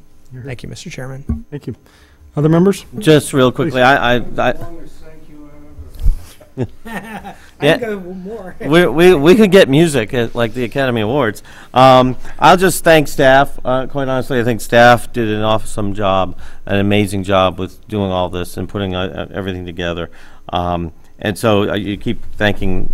I'm not going to take the thunder away from the rest of the subcommittee, but to me, the staff is what made it work so well. One of the elements of this that I think is phenomenal is the phasing. Which is something that was talked about way back when this started, and the staff has really looked into doing phasing and small area planning and things of that nature, which I think when we started this way many years ago, it was sort of in people's minds, and staff has helped make it work, and so I think that's excellent, and I really thank them and the commission for moving forward. Thank you. Other comments? Okay, all those in favor of the motion, which is recommending to the board the comp plan, the modified comp plan with the changes that were discussed tonight, to include a transmittal memo to express the thoughts and feelings of the Planning Commission for further and other considerations of the board. Please signify by saying aye. Aye. Any opposed? Passes 7-0. We did something with the comp plan, by golly. Yeah, it hasn't been 10 years, so it can't be. Okay. No, I mean, before June. Yeah, that's right. Okay, Planning Director's report. Thank you, Mr. Chairman. As mentioned earlier, the Commission will be receiving the Economic Development Strategic Plan to hold a public hearing and adopt it as an updated amendment to the Comprehensive Plan. So that's something to look forward to for your next meeting. Also, I would like to report the Board of Supervisors approved the proffer amendment for the Centerport properties by eliminating the proffers. Ned has moved the ball forward. We've gotten very positive feedback from the representative from M&T Bank, and we're anxious to work with those economic development prospects that are locating there. Very good. Super. That concludes my report. Thank you very much. County Attorney's report. I have no report at this time. Thank you, ma'am. Do we have any other standing committees? ARB, what are y'all doing? Goofing off. Okay, very good. Got it. All right. Nothing for the chairman's report. Everybody got their TRC information. I think 2 for Acquia. You good on yours? Okay, we got it. Keeping you busy. Yeah. We miss anything, anybody? Yoo-hoo.